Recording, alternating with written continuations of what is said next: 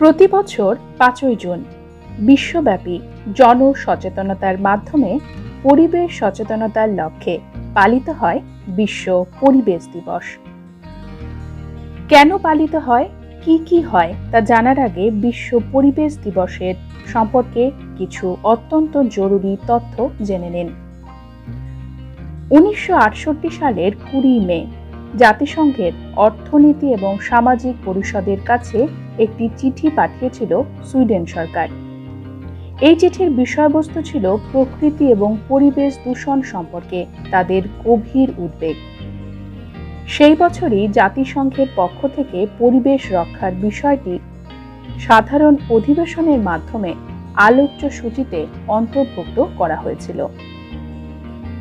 এর পরের বছরে জাতিসংঘের পক্ষ থেকে পরিবেশ রক্ষার বিষয়ে বিস্তারিত আলোচনা হয় এবং সমাধানের উপায় খুঁজতে রাষ্ট্রসংঘের সদস্য রাষ্ট্রগুলির সম্মেলনে সুইডেনের রাজধানী স্টকহোমে ১৯৭২ সালের ৫ই থেকে ১৬ জুন জাতিসংঘ মানব পরিবেশ সম্মেলন অনুষ্ঠিত হয়।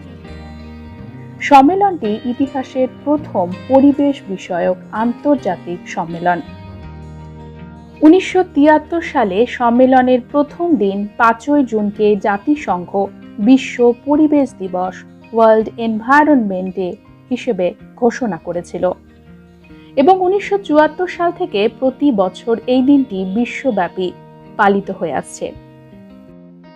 বিশ্ব পরিবেশ দিবসে আপনার জন্য রইল বেশ কিছু পরিবেশ রক্ষার স্লোগান। আপনি নিজেও পরিচ্ছন্ন থাকুন, আপনার পরিবেশকেও পরিচ্ছন্ন রাখুন। মন এবং পরিবেশ দুটোই পরিষ্কার রাখুন। সবুজ পরিবেশই আপনার মন চিরসবুজ রাখতে পারে। পরিবেশ রক্ষা করুন, এটাই আমাদের বাড়ি। নিঃশ্বাস নিন, গাছকেও একটু আনন্দ দিন। রিসাইকেল করুন, পৃথিবীর বোঝা আর বাড়াবেন না। আশেপাশের পরিবেশ পরিচ্ছন্ন রাখুন। পৃথিবীকে মা কেন বলা হয় জানেন? কারণ তিনিই আমাদের সবাইকে সৃষ্টি করেছেন, আগলে রেখেছেন। পরিবেশকে হয় ভালোবাসুন, না পারলে আসুন। পরিবেশ যদি না থাকে আমরাও কিন্তু থাকব না। ভেতর থেকে সবুজ থাকুন। পরের প্রজন্মের জন্য কি রেখে যাবেন কোনোদিন ভেবে দেখেছেন? ভবিষ্যৎ এমনিতেই অন্ধকার, একে আরো কালো করবেন না। গাছ কেটে আর দূষণ ছড়াবেন না। বিশ্ব পরিবেশ দিবসে আপনি পরিবেশ রক্ষার জন্য কি করছেন? বন্ধুরা, আমরা আমাদের পরিবেশকে ভালোবাসি আর একে রক্ষার জন্য আমরা সবকিছু করতে রাজি। বিসমিল্লাহির রহমানির রহিম। আজ বিশ্ব পরিবেশ দিবস। সাপ্তাহিক নবদ্বীপ নিউজ কানাডা ও নবদ্বীপ টিভি কানাডা থেকে আমি এমএচ মামুন আপনাদের সবাইকে শুভেচ্ছা ও অভিনন্দন জানাচ্ছি। আজকে বিশ্ব পরিবেশ দিবসে আমরা একটি ভার্চুয়াল আলোচনার আয়োজন করেছি। এখানে অনেক গুণীজন আছে, অনেক বিশেষজ্ঞ আছে এবং তরুণ প্রজন্মের একজন আমাদের সাথে সংযোগ হয়েছে। আপনাদের সবাইকে আমরা নবদ্বীপ টিভির পক্ষ থেকে অভিনন্দন ও শুভেচ্ছা জানাচ্ছি। আমি প্রথমে পরিচয় পর্বটা দিয়ে শুরু করতে চাই। আমি আমার বাম দিক থেকে আজাদ খান আছে, ওনার মাধ্যমে আমি একে একে সবাইকে যার যার পরিচয় দেওয়ার জন্য আমি অনুরোধ জানাচ্ছি। ধন্যবাদ। আসসালামু আলাইকুম, সবাইকে শুভেচ্ছা। আমি প্রফেসর ডক্টর মোহাম্মদ আজাদ খান, অধ্যাপক ও বিভাগীয় প্রধান, রাষ্ট্রবিজ্ঞান বিভাগ, কুমুদিনী সরকারি কলেজ, টাঙ্গাইল, বাংলাদেশ। ধন্যবাদ সবাইকে। আসসালামু আলাইকুম, আমি প্রফেসর জসিমউদ্দিন আহমেদ, জাহাঙ্গীরনগর বিশ্ববিদ্যালয়ের সাবেক উপাচার্য। আমি দীর্ঘদিন পরিবেশ রসায়ন এবং পরিবেশ নিয়ে কাজ করছি এবং আন্তর্জাতিক পর্যায়েও আমার বেশ কিছু কাজ রয়েছে। আপনাদের সবাইকে ধন্যবাদ।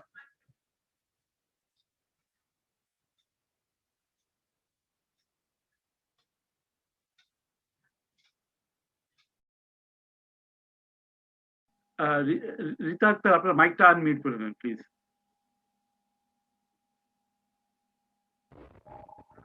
হ্যাঁ বলেন। আসসালামু আলাইকুম, আমি রীতা আক্তার, অনার্স চতুর্থ বর্ষ, সরকারি কুমুদিনী কলেজ, টাঙ্গাইল। ধন্যবাদ।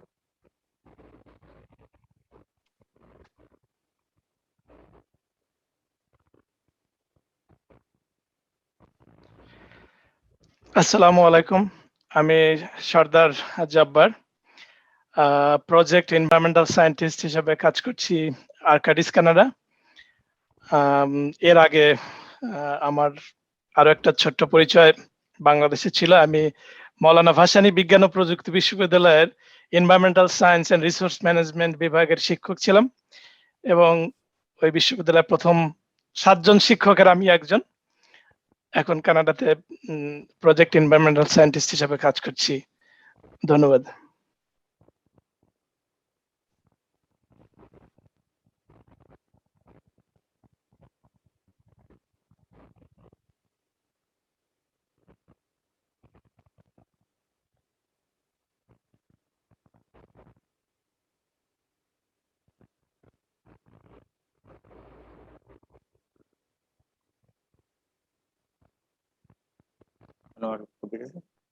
আপনি আপনার পরিচয়টা যদি তারপর আমি বলছি।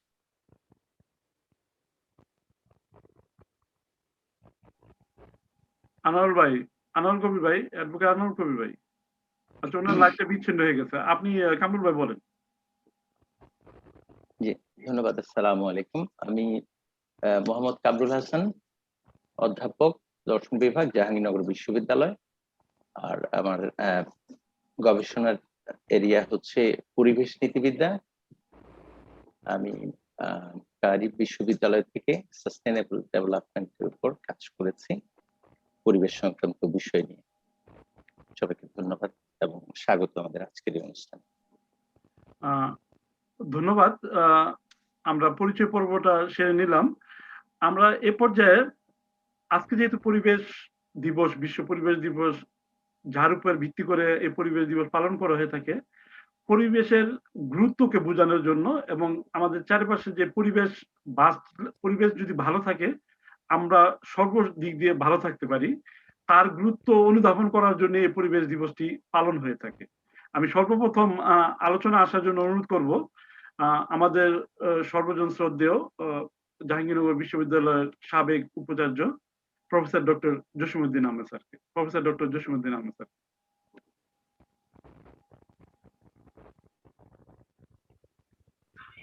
ধন্যবাদ মামু, আজকে এই বিশেষ গুরুত্বপূর্ণ বিষয়ের উপর আলোচনা অনুষ্ঠানের আয়োজন করার জন্য। আসলে আমি মামুনকে অনুরোধ করেছিলাম যে বিশ্ব পরিবেশ দিবস উপলক্ষে এই আলোচনা অনুষ্ঠানটি আয়োজনের জন্য। এখানে আমরা আমাদের বর্তমান প্রজন্ম সহ এবং যারা অতীতে এই নিয়ে কাজ করেছেন তাদেরকেও আমরা সংযুক্ত করেছি। প্রতি বছরই 5ই জুন বিশ্ব পরিবেশ দিবস হিসেবে পালিত হয়। এইবারে প্রতিপাদ্য বিষয় হচ্ছে ইকোসিস্টেম রেস্টোরেশন, অর্থাৎ পরিবেশ বা সংস্থাকে পুনরুদ্ধার। এই দিনটি আমাদেরকে স্মরণ করিয়ে দেয় যে প্রকৃতি অবারিত দান যা আল্লাহর কৃপায় আমরা পেয়েছি, তাকে অপরিকল্পিতভাবে ব্যবহার করে তাকে বিনষ্ট করা যাবে না। জাতিসংঘ কর্তৃক বিশ্বব্যাপী এই দিনটি উদযাপিত হয়। এর মূল উদ্দেশ্য হচ্ছে পরিবেশের গুরুত্ব সম্পর্কে সচেতনতা সৃষ্টি করা, বিশ্বব্যাপী সৃষ্টি করা। 1972 সালে স্টকহোমে একটা মানব পরিবেশ সংক্রান্ত আন্তর্জাতিক সম্মেলন হয়েছিল জাতিসংঘের উদ্যোগে। ওখানেই প্রথম সিদ্ধান্ত হয় যে প্রতি বছর 5ই জানুয়ারি বিশ্ব পরিবেশ দিবস হিসেবে পালিত হবে। এরপরে 2 বছর পর 1974 সালে প্রথম আমেরিকাতে এই দিবসটি পালিত হয় এবং ওই দিবসে তখন প্রতিপাদ্য বিষয় ছিল ওয়ানলি ওয়ান আর্থ, অর্থাৎ একটি মাত্র পৃথিবী আমাদের সবার জন্য। এরপর প্রতি বছরই 87 সন থেকে শুরু করে পৃথিবীর বিভিন্ন দেশে এটি পালিত হচ্ছে। আমাদের বাংলাদেশে পরিবেশ সংক্রান্ত সচেতনতা খুব দীর্ঘদিনের নয়। আমি যখন 1986 সনে জাহাঙ্গীরনগর বিশ্ববিদ্যালয়ে রসায়ন বিভাগে জয়েন করি, তখন ওই দেশে প্রথম একটি কোর্স রসায়ন বিভাগে এনভায়রনমেন্টাল কেমিস্ট্রি চালু হয়েছিল। তারপর পরবর্তী পর্যায়ে অন্যান্য বিশ্ববিদ্যালয়ে ধীরে ধীরে চালু হয়েছে। আমরা 1988 সনে যখন বাংলাদেশে একটি প্রলয়ঙ্করী বন্যা হয়েছিল, তখন ফ্লাডস ইন বাংলাদেশ এর উপর একটি আন্তর্জাতিক সম্মেলন করেছিলাম। এই সম্মেলনে প্রফেসর সৈয়দ শফিউল্লাহর উদ্যোগে এই সম্মেলনের সময় আমরা দুটি সংকলন প্রকাশ করেছিলাম, একটি বাংলায় সমীক্ষা আর একটি ইংরেজিতে দি কোয়েস্ট। বাংলা যে সমীক্ষাটি প্রকাশিত হয়েছিল, এতে আমি প্রথম গ্রিন হাউস প্রতিক্রিয়া সম্পর্কে একটি বাংলায় নিবন্ধ রচনা করেছিলাম। সেটি সারা দেশে যারা পরিবেশ বিজ্ঞানী তাদের কাছে বেশ আলোড়ন সৃষ্টি করেছিল। এই থেকেই মূলত শুরু। তারপর তো আমরা বিভিন্ন পর্যায়ে বিভিন্ন সময়ে অনেক কাজ করেছি। বাংলাদেশে পরিবেশ সম্পর্কে ধারণা এখনো অতটা সচ্ছল। আমরা এখানে যে পরিবেশ দিবসের মূল কথা দুটি ব্যাপার, একটা হচ্ছে সচেতনতা সৃষ্টি করতে হবে, কিন্তু আমি এর সাথে মনে করি পরিবেশ বিজ্ঞানীরা বলেন সচেতনতার সাথে উদ্বুদ্ধকরণও করতে হবে। অর্থাৎ প্রথমটি হচ্ছে অ্যাওয়ারনেস আর পরেরটি হচ্ছে মোটিভেশন। আমি একটু উদাহরণ দিলে ব্যাপারটা পরিষ্কার হবে। যে আমরা জানি যে বায়োডিগ্রেডেবল ছাড়া এমনি পলিথিনের ব্যাগ ব্যবহার করা পরিবেশের জন্য ক্ষতিকর, আমি এটা জানি। আমি বাজারে গেলাম, দোকানদার আমাকে পলিথিনের ব্যাগে কতগুলো আম দিয়ে দিল, আমি এটা নিয়ে আসলাম। তো ব্যবহার করার পর পলিথিন ফেলে দিলাম, এইটা গিয়ে ড্রেনে যাবে, ইয়েতে যাবে, পরিবেশ বিনষ্ট করবে। আর উদ্বুদ্ধকরণ হচ্ছে, প্রথম তো আমি সচেতন হলাম কিন্তু আমি সঠিক কাজটা করলাম না। উদ্বুদ্ধকরণ হচ্ছে আমি যদি সচেতন হওয়ার পর আমি নিজে এই কাজটি না করি, তাইলে হবে উদ্বুদ্ধকরণ এবং আমি অন্যদেরকে উদ্বুদ্ধ করতে পারবো। ইংরেজিতে একটি কথা আছে, স্নোবল ইফেক্ট। যখন বরফ পড়তে থাকে, আমরা তো ওই যে কানাডাতে বা অন্যান্য শীতের দেশে আসেন, প্রথম খুব ক্ষুদ্র ক্ষুদ্র কণাও দিয়ে বরফ পড়ে, তারপর একটা কণাকে ঘিরে আরো কণা যুক্ত হতে পারে, পরে আস্তে আস্তে মোটামুটি বড় হয়, পরে শিলাখণ্ড হয়। তখন এইভাবেই সচেতনতা বা উদ্বুদ্ধকরণ একের থেকে অন্যর কাছে ছড়িয়ে সারা বিশ্বব্যাপী ছড়িয়ে যেতে পারে। বাংলাদেশে পরিবেশ দূষণের অনেক ব্যাপার আছে, যে যে এইবার ইকোসিস্টেম রিস্টোরেশন, যেটা এইবারে থিমের উদ্বোধন হচ্ছে পাকিস্তানে, এবং এতে প্রায় পৃথিবীর 143টি দেশ অংশগ্রহণ করবে। এর মূল উদ্দেশ্য হচ্ছে বনভূমির নাশ, দূষণ ও মানব সমাজে অন্যান্য যেসব কর্মকাণ্ডের ফলে দূষণ হয় এইগুলো বন্ধ করা। আমরা বাংলাদেশ সম্পর্কে যদি জানি যে বাংলাদেশে বনভূমির বিনাশ হচ্ছে দ্রুত গতিতে, এভাবে কোনো ব্যবস্থাই হয় না। আজকে সকালে ফেসবুকে একটা খবর পড়ে খুব আতঙ্কিত হলাম যে টাঙ্গাইলে মৌলানা ভাসানী নামে যে বিশ্ববিদ্যালয় প্রতিষ্ঠিত, সেই বিশ্ববিদ্যালয়ে মৌলানা ভাসানী নিজ উদ্যোগে বেশ কিছু বৃক্ষরোপণ করেছিল। আজকে ফেসবুকে দেখলাম অবারিতভাবে এই গাছগুলো কাটা হচ্ছে।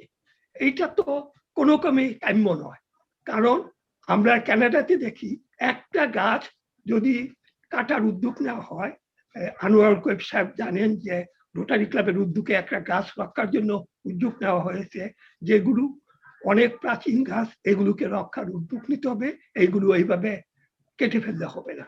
সুন্দরবন বিনাশ হচ্ছে, অন্যান্য জায়গায় বিনাশ হচ্ছে, এইগুলোর প্রতিরোধে আমাদেরকে কাজ করতে হবে। আমাদেরকে এই সচেতনতা আর উদ্বুদ্ধকরণ কার্যক্রম চালিয়ে যেতে হবে। এখানে আমার ছাত্ররা আছে, তারপর আবার তার পরবর্তী প্রজন্ম রীতা আছে, তা আমরা মনে করি যে পরিবেশ বিজ্ঞানের দুটি কথা আছে, এই কথা দুটি দিয়ে শেষ করব। একটি কথা হলো, আমরা আমাদের এই পৃথিবী ভবিষ্যৎ প্রজন্মের কাছ থেকে ধার করে নিয়েছি। অর্থাৎ আমরা যে এই পৃথিবীতে বাস করি, এটা তো এরপরে কারা আমাদের ভবিষ্যৎ প্রজন্ম বাস করবে। আমরা যদি এইটা বিনাশ করি, আমাদের এই পরিবেশ বিনাশ করি, তাহলে তো আমরা ভবিষ্যৎ প্রজন্মের জন্য একটা সুন্দর পৃথিবী রেখে যেতে পারবো না। আরেকটি কথা হচ্ছে যে এই পৃথিবী সবার জন্য।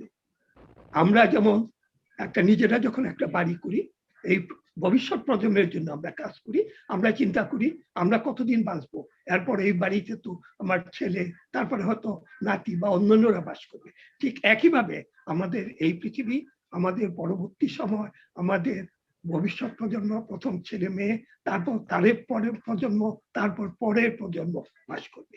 আমরা পরিবেশ বিজ্ঞানীরা কোনোদিনই 10 বছর 15 বছরের কথা চিন্তা করি না, আমরা 100 বছর, 500 বছর, 1000 বছর, তারপর কি হবে এই কথা চিন্তা করি। কাজে আমাদের এই পৃথিবীতে ভবিষ্যৎ প্রজন্মের জন্য একটা নিরাপদ পৃথিবী, পরিবেশের ভারসাম্য যেখানে বজায় থাকে, এই ধরনের পৃথিবী রেখে যেতে চাই। এই হোক আমাদের সবাই প্রত্যাশা। এই পর্যায়ে সবাইকে ধন্যবাদ জানিয়ে আমার বক্তব্য এখানেই শেষ করছি। ধন্যবাদ। খুব সুন্দর আলোচনার সূত্রপাত করলেন প্রফেসর ডক্টর জসিমউদ্দিন আহমেদ। আমাদের সাথে সংযোগ হয়েছেন অ্যাডভোকেট আনোয়ারুল কবির। আমি তার মুখ থেকে তার পরিচয় জেনে আমরা আলোচনায় ফিরে আসবো। অ্যাডভোকেট আনোয়ারুল কবির। ধন্যবাদ। আজকের এই পরিবেশ পরিচ্ছন্নতা দিবসের নবদ্বীপ টিভি কানাডা থেকে, টরন্টো কানাডা থেকে আয়োজিত সুন্দর একটা মহতী আলোচনা অনুষ্ঠান, যে আলোচনা অনুষ্ঠানের মধ্যমণি আমাদের পরিবেশ বিজ্ঞানী এবং জাহাঙ্গীরনগর বিশ্ববিদ্যালয়ের সাবেক উপাচার্য জসিমউদ্দিন স্যার সহ আরো বিজ্ঞ আলোচক বৃন্দ আজকে এখানে উপস্থিত হয়েছেন পরিবেশ নিয়ে কথা বলার জন্য। আমি পরে এই বিষয়ে কথা বলবো। আমি মোহাম্মদ আনোয়ারুল কবির, আমি পেশায় আইনজীবী এবং অর্থনীতিবিদ, সাথে সাথে রোটারিয়ান। রোটারি ক্লাব দীর্ঘদিন যাবত করি। তবে আপনারা শুনে খুশি হবেন যে বাংলাদেশের বাইরে এই টরন্টো কানাডাতে আমরা বাংলাদেশিদের দ্বারা পরিচালিত, 100% বাংলাদেশিদের দ্বারা পরিচালিত একটা রোটারি ক্লাব আছে, যে ক্লাবের নাম rotary Club of Toronto Danforth. আমি তার একজন সদস্য, সম্মানিত সদস্য। এবং সাথে সাথে আমাদের রোটারি আন্তর্জাতিক পর্যায়ে নতুন একটা বিভাগ উদ্বোধন করা হয়েছে, সেটা হলো পরিবেশ নিয়ে। জেলাতে সেটা যেই জেলার মেম্বারশিপ, আমি একজন সেই মেম্বার, এবং সেই সাথে আমার পরিচয় রোটারি ক্লাব অফ টরন্টো ড্যানফোর্থেরও পরিবেশ বিষয় নিয়ে যত কাজগুলো করা হয় সেখানে আমি একজন আহ্বায়ক আছি।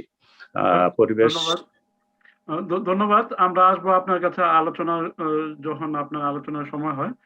সো আমি এই পর্যায়ে অনুরোধ করব প্রফেসর ডক্টর আজাদ খানকে আলোচনা করার জন্য। এবং পরিবেশ বিষয়ে আপনি শুনলেন জসিম স্যারের আলোচনা। তো আমি আপনার কাছ থেকে এবং দর্শক শ্রোতারাও চাচ্ছে যে আপনার কাছে আরো নতুন কিছু বের হয়ে আসুক। ধন্যবাদ। ধন্যবাদ মামুন ভাই। আমাদের এই আলোচনা অনুষ্ঠানে আমাদের শ্রদ্ধেয় sir professor Jasimuddin Ahmed sir আছেন, আমার বন্ধু প্রফেসর ডক্টর কামরুল হাসান আছেন, আমাদের সর্দার জব্বার আছেন, এনভায়রনমেন্টাল সায়েন্টিস্ট আনোয়ারুল কবির, এনভায়রনমেন্টাল সায়েন্টিস্ট বলা যেতে পারে বা তার কর্মী, পরিবেশ কর্মী। আমাদের ছাত্রী রীতা আক্তার আছে। তো আমি সবাইকে শুভেচ্ছা জানাচ্ছি। আমার আলোচনার সূত্রপাত আমি এইভাবে করতে চাই। স্যার যে একটি বিশাল একটা বড় প্রেক্ষাপট বা পটভূমি তুলে ধরলেন, বাংলাদেশে পরিবেশ আন্দোলনের কাজ যেভাবে শুরু হয়েছে সেটার, আমি এই আলোচনায় কয়েকটি ব্যাপার বলি যে আমাদের ব্যক্তি উদ্যোগগুলো, আন্তর্জাতিক উদ্যোগগুলো, আবার আমাদের রাষ্ট্রের জাতীয় যে উদ্যোগগুলো, তার পাশাপাশি আমাদের কিছু লিগ্যাল ফ্রেমওয়ার্ক আছে, যে লিগ্যাল ফ্রেমওয়ার্কের মধ্যে আমাদের সুশীল সমাজের কিছু সংগঠন বা সংস্থা আছে এবং রাষ্ট্র বা সরকার কিছু কাজ করে। তো আমি সেই প্রেক্ষাপটটা তুলে ধরতে চাই যে বাংলাদেশে যে লিগ্যাল ফ্রেমওয়ার্ক, এর খুব বেশি পরিবেশ সংরক্ষণ করা বা পরিবেশের ভারসাম্য রক্ষা করা, পরিবেশকে আরও উন্নততর করা, পরিবেশ যে ক্ষতি হয়, পরিবেশের যে ক্ষতি হয় সেটা রোধ করার জন্য যথেষ্ট আইনগত কাঠামো আছে। আমি এক বাক্যে কয়েকটি বিষয় আমি উপস্থাপন করতে চাই। সেটি হচ্ছে, প্রথমে যেটা বলে নিতে চাই, দেখুন এই 2021 সালটা, আজকে যে 5ই জুন বিশ্ব পরিবেশ দিবস, আজকে আমাদের এই অঙ্গীকারটা পূরণ হওয়ার কথা ছিল। আমাদের 1995 সালে পরিবেশ অধিদপ্তর প্রতিষ্ঠিত পরিবেশ সুরক্ষা আইনে দ্বারা প্রতিষ্ঠিত পরিবেশ 1989 সালে পরিবেশ অধিদপ্তরকে একটা দায়িত্ব দেওয়া হয়েছিল। তাদের ভিশন ছিল যে 2021 সালের মধ্যে দূষণমুক্ত বসবাসযোগ্য একটি সুস্থ, সুন্দর ও মডেল বাংলাদেশ গড়ে তোলা। সেই প্রেক্ষাপটটা যদি আমরা, তাদের সেই ভিশনটাকে যদি আমরা হাতে নেই, তাহলে আমি আজকে বাংলাদেশের প্রকাশিত একটি বহুল প্রচারিত দৈনিক হিসেবে খ্যাত প্রথম আলো পত্রিকার কয়েকটি পাতার কয়েকটি নোট আমি আপনাদের সামনে উপস্থাপন করে বুঝতে পারবো বাংলাদেশের চিত্রটা আজকে কেমন দাঁড়াইছে। আমাদের মানে বুদ্ধিভিত্তিক পরিবেশ নিয়ে কাজ করা, বুদ্ধিভিত্তিক চর্চার সাথে যেমন আমাদের প্রফেসর জসিমউদ্দিন স্যার আছেন, আমাদের প্রয়াত ডক্টর সৈয়দ শফিউল্লাহ স্যার ছিলেন, আরও অনেক অনেক পরিবেশ বিজ্ঞানী এবং বিশেষ বিশেষ ক্ষেত্রে বিশেষজ্ঞ, নদীর পানির বিষয়ে, মাটির বিষয়ে, সার্থক মানে রসায়নের এই যে বিষয়গুলোতে কাজ করেন এবং আরও নানান সেক্টরে কাজ করতেছেন, সরকারি এবং বেসরকারি। দেখুন আজকের প্রথম আলো পত্রিকা বাংলাদেশের একটি চিত্র দিয়ে এই পরিবেশ দিবসের প্রতিপাদ্যকেই তার প্রথম তৃতীয় পাতায় একটা নিউজ করেছে। সেটা হচ্ছে, দেখেন যে দূষণ বন্ধের নেই জোরালো উদ্যোগ। আমাদের ঢাকা শহরের 4টি নদী, বুড়িগঙ্গা, শীতলক্ষা সহ, সে ব্যাপক দূষণের শিকার এবং সেই নদীগুলো তো মারা যাচ্ছে বা মরে গেছে। তার প্রাণ বৈচিত্র্য সুরক্ষিত করার কোনো উদ্যোগ আমরা নিতে পারি নাই। তার যানবাহন যাতায়াত যোগাযোগের যে পরিবেশ থাকার কথা, তার পানির যে দূষণ, সেটাও আমরা সুরক্ষা করতে পারি নাই। সেরকম একটা নিউজ এখানে আসছে। ওই তৃতীয় পাতা আরেকটি আছে, প্রাণের ক্ষেত্রে আরেকটি বলি, ভালুক সহ 31টি প্রাণীর ঠাঁই হলো সাফারি পার্কে। বন রক্ষা করতে পারে নাই, তাদের স্থান যেখানে, বন্যেরা বনে সুন্দর, শিশুরা মাতৃক্রোড়ে, কিন্তু আমরা সেখানে রাখতে পারি নাই। আমি বলছি যে আমাদের আইনগত কাঠামোগুলো, আমি পরে শুনবো, খুব দ্রুততম সময়ের মধ্যে আমি আমার আইনগত কথাগুলো বলবো। ঢাকা বিশ্ববিদ্যালয়ের উন্নয়ন অর্থনীতি বিভাগের অধ্যাপক অত্যন্ত সুন্দরভাবে প্রাণ পরিবেশ পুনরুদ্ধারের পথনকশা কবে হবে, এই যে তিনি 6-7টা আইটেমে কথা বলছেন, আমরা সেখানেও দেখি যে পরিবেশকে আমরা সুরক্ষা করতে পারি নাই। হয়তো মানে আমাদের নীতি বাস্তবায়ন করার ক্ষেত্রে, আমাদের কৌশলগত পরিকল্পনার ক্ষেত্রে, তার ফান্ডিংয়ের ক্ষেত্রে এবং উদ্যোগী কর্ম পরিবেশ সৃষ্টির ক্ষেত্রে আমরা ব্যর্থ হয়েছি। রাশেদ আল মাহমুদ তিতুমির আজকে প্রথম আলোর 5ম পাতায় কিন্তু একেবারে সুবিস্তৃত, অর্থাৎ আমরা পথ নকশায় আজ পর্যন্ত করতে পারিনি।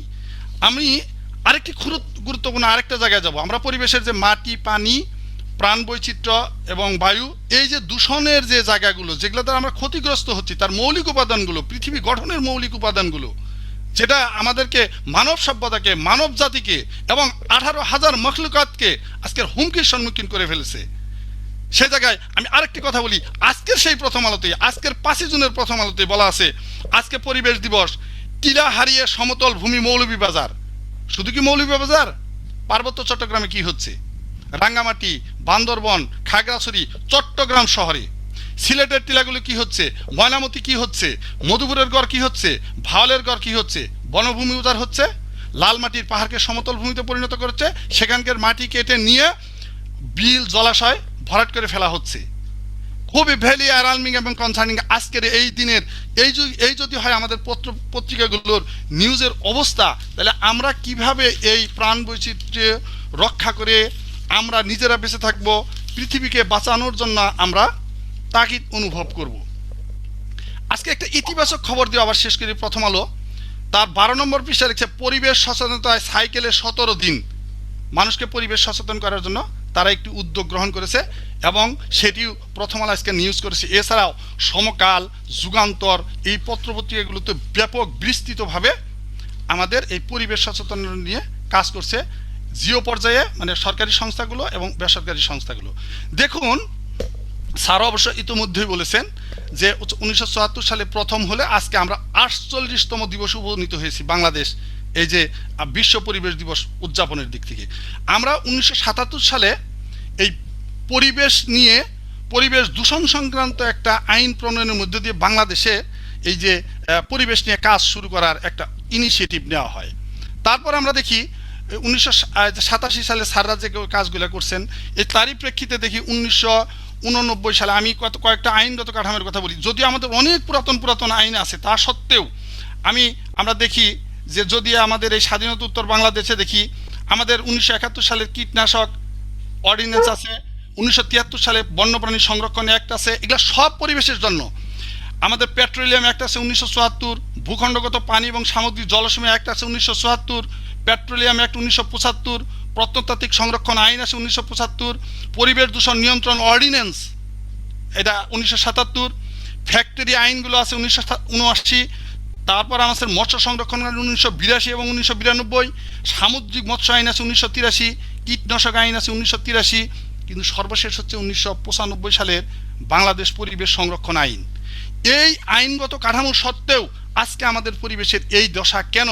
এই প্রশ্ন সবাই যদি আমরা না বুঝি, বাংলাদেশের নাগরিকরা যদি না বুঝি, বিশ্বের নাগরিকরা যদি আমরা না বুঝি, এর জন্য এখনই যদি হাত না লাগাই, আমি গাছ লাগাই অন্যদিকে গাছ কাটাই। স্যার যে তিক্ত কথাটি বললেন, কালকে আমি সন্ধ্যার বিকেলে যখন আমি সেখানে মৌলানা আব্দুল হামিদ খান ভাসানী বিশ্ববিদ্যালয়ে সেখানে যখন আমি গেলাম, সেটা শুধু গাছ কাটাই যথেষ্ট না, গাছগুলো তো কাটছে, গাছের গোলাগুলো ছবিগুলো স্যার দেখেছেন এবং বিশ্বের সব মানুষরা এখন ইতিমধ্যে ফেসবুকে সেটা দেখেছেন।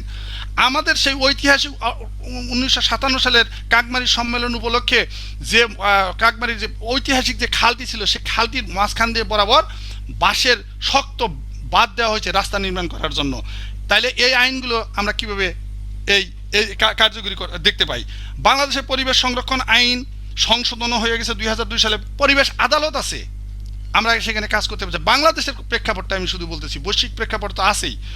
তারপরে ইট পুরানো আইনের ব্যাপার আছে পরিবেশ দূষণ করে বায়ু দূষণের জন্য, এবং ভাটা প্রস্তুত করে নিয়ন্ত্রণ করার জন্য এই যে আইনগুলো আছে, এই আইনগুলো কাঠামোর প্রেক্ষিতে আজকে আমাদের অ্যাডভোকেট সাহেব আছেন, উনি আন্তর্জাতিক প্রেক্ষাপটে কাজ করেন, রোটারি প্রেক্ষাপটে কাজ করেন। আমরা পরিবেশ, সুষ্ঠু সুন্দর পরিবেশ চাই, বাসযোগ্য একটা পৃথিবী নবপ্রজন্মের কাছে রেখে যেতে চাই। এই অঙ্গীকার ব্যক্ত করে আজকে যে প্রাণ প্রকৃতি পরিবেশ পুনরুজ্জীবনের জন্য, প্রতিবেশ পুনরুদ্ধারের জন্য যে অঙ্গীকার নেওয়া হয়েছে জাতিসংঘ কর্তৃক, সেখানে প্রকৃতি সংরক্ষণ করি, প্রজন্মকে সম্পৃক্ত করি, এই যে স্লোগানটা দেওয়া হয়েছে, সেই স্লোগানটার সার্থকতা আমরা দেখতে চাই।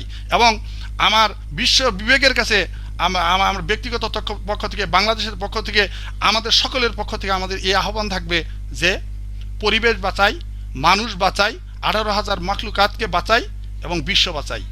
আমি আমার বক্তব্য এখানে শেষ করছি আপাতত। ধন্যবাদ সবাই। ধন্যবাদ, খুব সুন্দর আলোচনা করলেন আজাদ খান, প্রফেসর ডক্টর আজাদ খান। আসলে আমরা পরিবেশের উপরে যে অত্যাচার করেছি এবং এই সময়টাতে, এই বিশ্ব মহামারী কালে আমাদের পরিবেশটা কিছুটা হলেও নিস্তার পেয়েছে। যেভাবে চারিদিকে বায়ু দূষণ, পরিবেশ দূষণ শুরু হয়েছিল, গত 1.5-2 বছরে এই পরিবেশ কিছুটা হলেও নিস্তার পেয়েছে। এবং আমাদের যে বিষয়টা আলোচনা করলেন প্রফেসর ডক্টর আজাদ খান, যে আমাদের আগামী প্রজন্মকে যদি আমরা ভালো পরিবেশ রেখে যেতে চাই, আমাদের অবশ্যই আমাদের পরিবেশকে পরিচ্ছন্ন, পরিপাটি করে রাখতে হবে, গাছ বেশি বেশি করে গাছ লাগাতে হবে।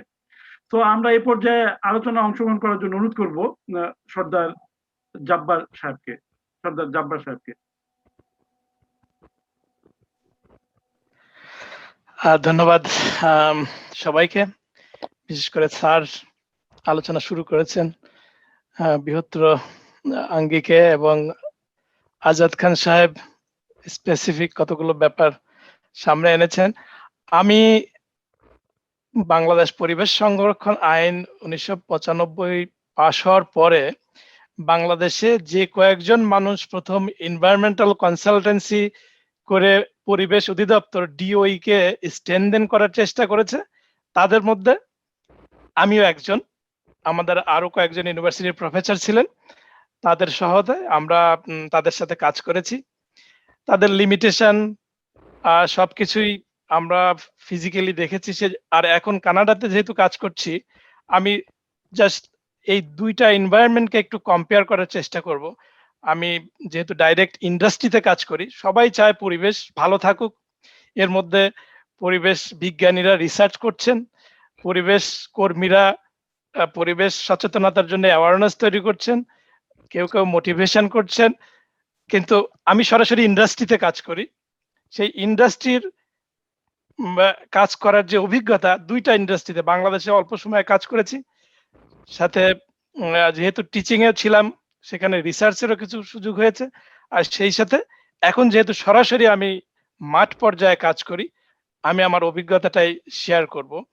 যে আজকে পরিবেশের এই যে স্লোগান, যেটা এবারের প্রতিপাদ্য ইকোসিস্টেম রেস্টোরেশন, ইকোসিস্টেম রেস্টোরেশনের প্রয়োজনটা কেন হলো সেটা একটু আগে আজাদ খান সাহেব বলছেন যে আমরা পরিবেশ বিভিন্নভাবে নষ্ট করছি, স্যারও বলছেন। আমরা এটা কেন করছি? আমার দৃষ্টিতে জিনিসটা হচ্ছে অ্যাডাপ্টিং রং ডেভেলপমেন্ট ফিলোসফি। আমরা বিশেষ করে বাংলাদেশের প্রেক্ষাপটে আমরা একটা ভুলের মধ্যে বসবাস করছি, আমাদের উন্নয়ন পরিকল্পনাগুলোকে ভুলের মধ্যে নিয়ে যাচ্ছি, একটা ভুল সিদ্ধান্তের মধ্যে, যেটা আমাদের শুধুমাত্র হিউম্যান সেন্টার্ড একটা ভিউ আমরা দাঁড় করাচ্ছি, যে মানুষ সবকিছুই মানুষের জন্য, মানুষের বাতাস লাগবে, মানুষের সম্পদ লাগবে, মানুষের টাকা লাগবে। এই যে ফিলোসফিটা, সেই জায়গা থেকে আমাদের একটু পিছনে ফেরত আসতে হবে। সেই জন্যই আমাদেরকে বলা হচ্ছে যে রিইমাজিন, আমাদের থিঙ্কিংটাকে চেঞ্জ করতে হবে, নতুন করে রিঅ্যাড্রেস করতে হবে, তারপরে এগুলোকে রিথিঙ্ক করতে হবে সবকিছুতে, আমাদের চিন্তা চেতনায়। তারপরে সেটাকে আমাদেরকে রিক্রিয়েট করতে হবে এই ইকোসিস্টেমটা। সেটা একটা পদ্ধতি, যে পদ্ধতির সাথে আমরা ডাইরেক্ট ইনভলভ, যে how we are doing this. শুধু রাস্তাঘাটে চিল্লাচিল্লি করলে তো হবে না, কথাটা কিভাবে আমরা বাস্তবায়ন করব, সেটার জন্য পলিসি যেমন দরকার আছে, সেই সাথে পলিসি, যে আমাদের বাংলাদেশে অনেক আইন আছে, বাস্তবায়ন কারা করছে।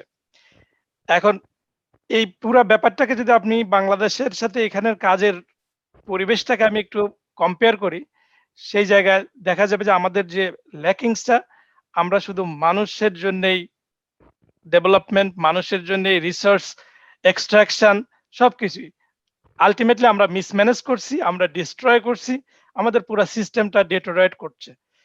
এই জায়গা থেকে আমাদের বের হয়ে আসার জন্য কাজ করতে হবে। আমরা এটাকে বলে বিহেভিয়ার বেসড। আমার বিহেভিয়ার, যেমন আপনি 5 ওয়াক্ত নামাজ পড়েন, কেউ আপনাকে বলে না, কিছু মানুষ পড়ে, কিছু মানুষ পড়ে না, কারণ সে তার মাইন্ড সেট করে নিছে যে এটা আমাকে করতে হবে সকালে উঠে। এটা একটা ধর্মীয় বিধানের মতো। তা আপনি যদি আপনার মনে করেন পরিবেশ দপ্তরের যে লোকটা যে চেয়ারে বসে আছে, কিংবা একজন এনভায়রনমেন্টাল রিসার্চার, সে রিসার্চ করছে, তার রিসার্চের ডাটাটা কি বানানো ডাটা নাকি রিয়েল টাইম, তার রিয়েল সিনারিও সে আনতে পারছে, তার মনের সাথে তার যুদ্ধটা প্রথম করতে হবে, যে আমি আসলে কি উপস্থাপনা করছি, সেই জিনিসটা কতটুকু মানুষের কাজে আসতেছে। এখন আমরা যদি ওই ফিলোসফি এবং ওই ভ্যালুটা আমাদের মধ্যে না থাকে, তাহলে যে যার জায়গায়, একজন টিচার ক্লাস নিচ্ছে, প্রাইমারি স্কুলের টিচার, সে তার ফিলোসফিটা কি, একটা কলেজের টিচার, আমরা সবাই এখানে আছি যারা কেউ ইউনিভার্সিটি টিচার, কেউ স্যার ভাইস চ্যান্সেলর ছিলেন, এখন স্যার ভাইস চ্যান্সেলর ছিলেন, এখন প্রতিদিন ভাইস চ্যান্সেলরদের এক একটা কাহিনী পত্রিকা আমরা দেখি বিদেশে থেকেও। এই যে সব ক্ষেত্রে ফিলোসফি, এখানে এনভায়রনমেন্টটা একটা কম্পোনেন্ট, ছোট্ট একটা কম্পোনেন্ট। আপনি যদি আপনার কাজটা যদি ঠিক মতো করতে না পারেন, সেই জায়গায় আপনার যে ভ্যালুটা অ্যাড করতে না পারেন, তাহলে এই কোনো দিনও এই জিনিস হবে না। আমি যেহেতু বাংলাদেশে কাজ, আমার একটা এক্সপিরিয়েন্স আমি আপনাদেরকে শেয়ার করি। গত সপ্তাহে আমি একটা ফিল্ডে গিয়েছি, সেই ফিল্ডে আমি আমার ফেসবুকে এটা শেয়ার করেছি, স্যারের সাথে অ্যাড আছে, স্যার জানে। আমি দেখলাম, আমি যখন আমার ফিল্ডের একটা ব্যারেন ল্যান্ড, সেটা একটা রিমিডিয়েশন এরিয়া, একটা পেট্রোলিয়াম কন্টামিনেশন আছে, আমরা সেটা রিমিডিয়েট করছি। আমরা অনেকগুলো মনিটরিং ওয়েল সেট করছি, যে গ্রাউন্ড ওয়াটারে এর ইম্প্যাক্টটা কি। সেখানে 51 মনিটরিং ওয়েল আছে। আমরা চারদিক দিয়ে এমন ভাবে তাকে দিছি, একটা ডিজাইন করে সেট করছি, যাতে ওই জায়গার যে কন্টামিনেশনটা, সেটা বাইরে গ্রাউন্ড ওয়াটারের সাথে ফ্লো হয়ে আমাদের ন্যাচারাল ওয়াটার বডিতে চলে যাচ্ছে কিনা, সেই জিনিসটা আমরা মনিটর করার জন্য। আমি যখন ওই ব্যারেন ল্যান্ডে প্রথমে গিয়ে হাঁটাহাঁটি করছি, একটা পাখি, পলভার পাখি আমার সামনে খুব ক্রাই করছে। আমার মনে হলো যে যেহেতু ক্রাই করছে, সামথিং ইজ হ্যাপেন দেয়ার। আমি খুব ক্লোজলি অবজার্ভ করে দেখি যে সেখানে সে ডিম দিছে, 4টা ডিম, যার কারণে সে আমার উপস্থিতিটা সে ভালোভাবে নিতে পারে নাই। আমি আমার আরো 3 জন সহকর্মী ছিল, তাদেরকে দেখানোর পরে ওই জায়গায় আমি একটা ফ্ল্যাগ দিয়ে দিলাম যাতে ওই জায়গায় কেউ হাঁটাহাঁটি না করে। এটা আমার একটা পার্সোনাল ফিলোসফি যে আমি ওই নেস্টটাকে প্রোটেক্ট করার চেষ্টা, আমি যেখানে যাই আমার কাজের জন্য আমি সেটা ট্রাই করি। তা আপনার পার্সোনাল ফিলোসফি যদি ঠিক না হয় যে আপনি আসলে কি চান, আপনি কতটুকু ফুট স্টেপ এই জায়গায় ফুটপ্রিন্ট রেখে যেতে চান, সেটা আপনার এই থিঙ্কিং এর মধ্যে কারা কারা আছে, ততদিন পর্যন্ত আপনি আশরাফুল মাখলুকাত বলেন, যাই বলেন, কিছুই হবেন না। আপনি শুধু একজন মানুষ হিসাবে আপনার গাড়ি বাড়ি সবকিছুই হবে, কিন্তু আপনি পরিবেশের জন্য যেমন করতে পারবেন না, এর অন্য কোনো কম্পোনেন্টের কোনো কাজে আসবেন না। এখন সেই জায়গা থেকে আমরা আমাদের ইকোসিস্টেম বুঝতে হবে, সেখানে অ্যাবায়োটিক এবং বায়োটিক বোথ কম্পোনেন্ট সেখানে জড়িত। তারা একটা সুন্দর সিস্টেম, সেলফ প্রপেল, তারা নিজেরাই চলতে পারে, এরকম একটা জায়গা আমাদের উপস্থিতি তাকে নষ্ট করে দিচ্ছে। সেই জায়গা থেকে আমরা আমাদের কাজগুলো নির্ধারণ করব।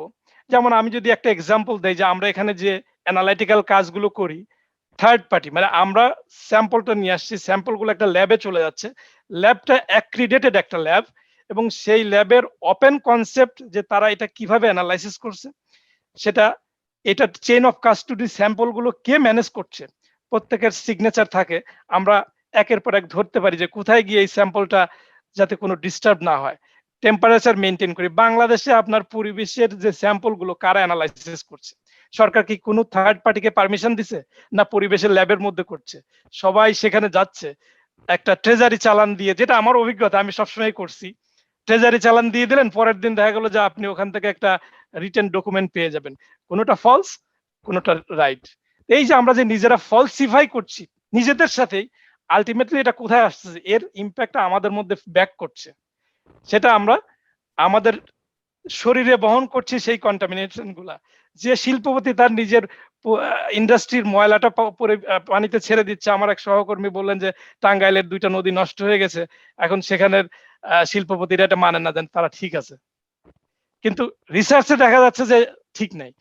এই যে জিনিসগুলো, কনফ্লিক্ট গুলো, এটা রেজুলেশনের জন্য পরিবেশ অধিদপ্তরের আরো স্ট্রং হইতে হবে, তাদের স্ট্রেনদেন করতে হবে, তাদের কাজের গতি বাড়াইতে হবে, এবং ফিলোসফি ঠিক করতে হবে। এক কথায় প্রথমে ফিলোসফি ঠিক করতে হবে যে আমরা আসলে কি চাই, এরপরে সেকেন্ড ইস্যু আসবে, অনেক আলোচনা হবে, কিন্তু আমাদের নিজেদেরকে ওই জায়গায় রেডি রাখতে হবে, এবং আমাদের এর জন্য নতুন প্রজন্মের ছাত্রছাত্রীদেরকে এই ব্যাপারে মোটিভেট করা সহ তাদেরকে একটা ম্যান পাওয়ার, গ্লোবাল ভিলেজের ম্যান পাওয়ার হিসেবে রেডি করতে হবে, নইলে আমাদের এই উন্নয়ন কোনো কাজেই আসবে না।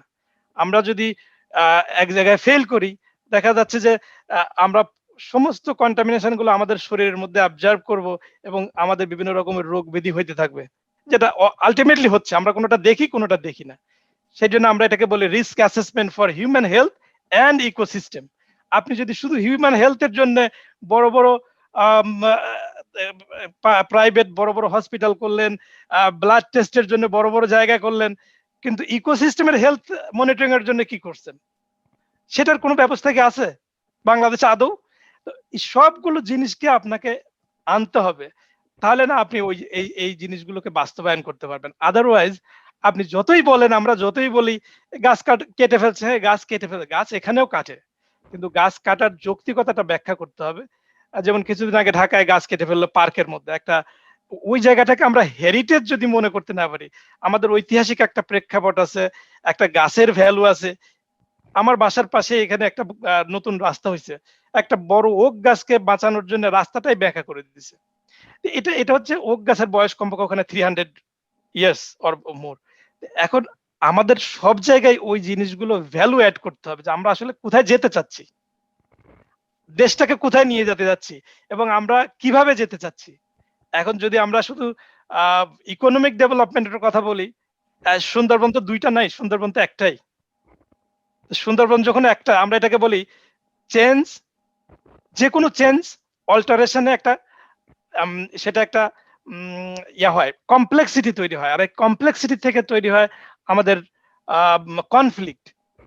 সেরকম সুন্দরবনে ওই রকম হচ্ছে যে আমরা সেখানে কোল প্ল্যান্ট, বিদ্যুৎ প্ল্যান্ট করতেছি, আমাদের কনফ্লিক্ট হচ্ছে সেটা ল্যান্ড ইউজ প্ল্যানের সাথে, সেটা কনফ্লিক্ট হচ্ছে ওয়াইল্ড লাইফের সাথে, এবং আলটিমেটলি একটা আনসার্টেনিটি তৈরি হচ্ছে, যেটা একটা মডেল আমরা বলি, আনসার্টেনিটি তৈরি হচ্ছে ওভারঅল এই যে সুন্দরবন হেরিটেজটাকে আমরা সেভ করতে পারবো কিনা, একটা অনিশ্চয়তা।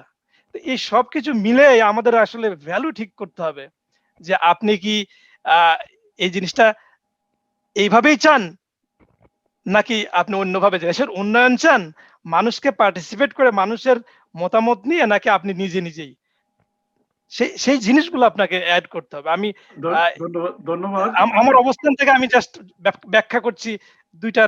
আমি এনভায়রনমেন্টের অন্যান্য যত কিছু আলোচনা সবকিছু অন্যান্য আলোচকরা করছেন, কিন্তু আমি আমার অভিজ্ঞতার জায়গা থেকে জাস্ট শেয়ার করছি। Thank you. ধন্যবাদ। তার অভিজ্ঞতাটা আমরা জানতে পারলাম, দর্শক শ্রোতাও জানতে পারলো। আসলে আমাদের নিজ থেকেই প্রথম শুরু করতে হবে। আমরা যদি নিজেরাই নিজে সচেতন হই এবং আমরা যদি কনসেপ্টটা ঠিক করতে পারি, তাহলেই আমার মনে হয় পরিবেশ আরো সুন্দর, আরো গঠনমূলক হবে। আমি এ পর্যায়ে আলোচনা অংশগ্রহণ করার জন্য অনুরোধ করবো প্রফেসর ডক্টর মোহাম্মদ কামরুল আহসানকে। ধন্যবাদ। শুরুতেই আমি Nabadwip TV CEO MH Mamun সাহেব এবং যারা এর সাথে সম্পৃক্ত আছেন সবাইকে সবার প্রতি কৃতজ্ঞতা জানাচ্ছি আমাকে সংযুক্ত করার জন্য, এবং সাথে সাথে আমার শ্রদ্ধেয় শিক্ষক জাহাঙ্গীরনগর বিশ্ববিদ্যালয়ের প্রাক্তন উপাচার্য অধ্যাপক ডক্টর জসিম উদ্দিন আহমেদ স্যার এবং আমার বন্ধু আজাদ সহ যারা সংযুক্ত আছেন বিশ্ব পরিবেশ দিবসে, সবার প্রতি শুরুতেই আমি শুভেচ্ছা জানাচ্ছি এবং একটা বসবাসযোগ্য পরিবেশ পাবো সেই প্রত্যাশা রাখছি। আলোচনা আসলে একটা স্পেসিফিক পয়েন্টে, আমাদের সময় যেহেতু কম, সেটা করাই উচিত। অধ্যাপক জসিম স্যার যেটা বললেন এবং পরবর্তীতে সর্দার জাব্বার যেটা বললেন এবং আজাদ খান যেটা বললেন, তাতে করে দুটো জিনিস আসছে, একটা হলো বিজ্ঞান আর একটা হচ্ছে আইনের দিক। আসলে আমরা বিজ্ঞান যে কাজটা করে সেটা হচ্ছে যে আমরা যে আচরণগুলো করি সেই আচরণগুলোর কারণ দুই ধরনের, একটা হচ্ছে কজাল রেসপন্সিবিলিটি আর একটা হচ্ছে মোরাল রেসপন্সিবিলিটি। কজাল রেসপন্সিবিলিটি হচ্ছে যে আমি একটা কাজ করলাম, আমার কাজের কারণে এটার একটা প্রভাব তৈরি হলো, আমি জানি আর না জানি এটা দায়, এটা আসলে আমিই করেছি, এটাকে কজাল রেসপন্সিবিলিটি বলে। কিন্তু যখন আমার ইনফর্মড অ্যাকশন না হবে, অর্থাৎ এটা করলে কি ক্ষতি হবে এটা আমি না জানি, তাহলে এই কাজের নৈতিক দায়বদ্ধতা আমার তৈরি হবে না, এটা কজাল রেসপন্সিবিলিটি হবে, মোরাল রেসপন্সিবিলিটি হবে না।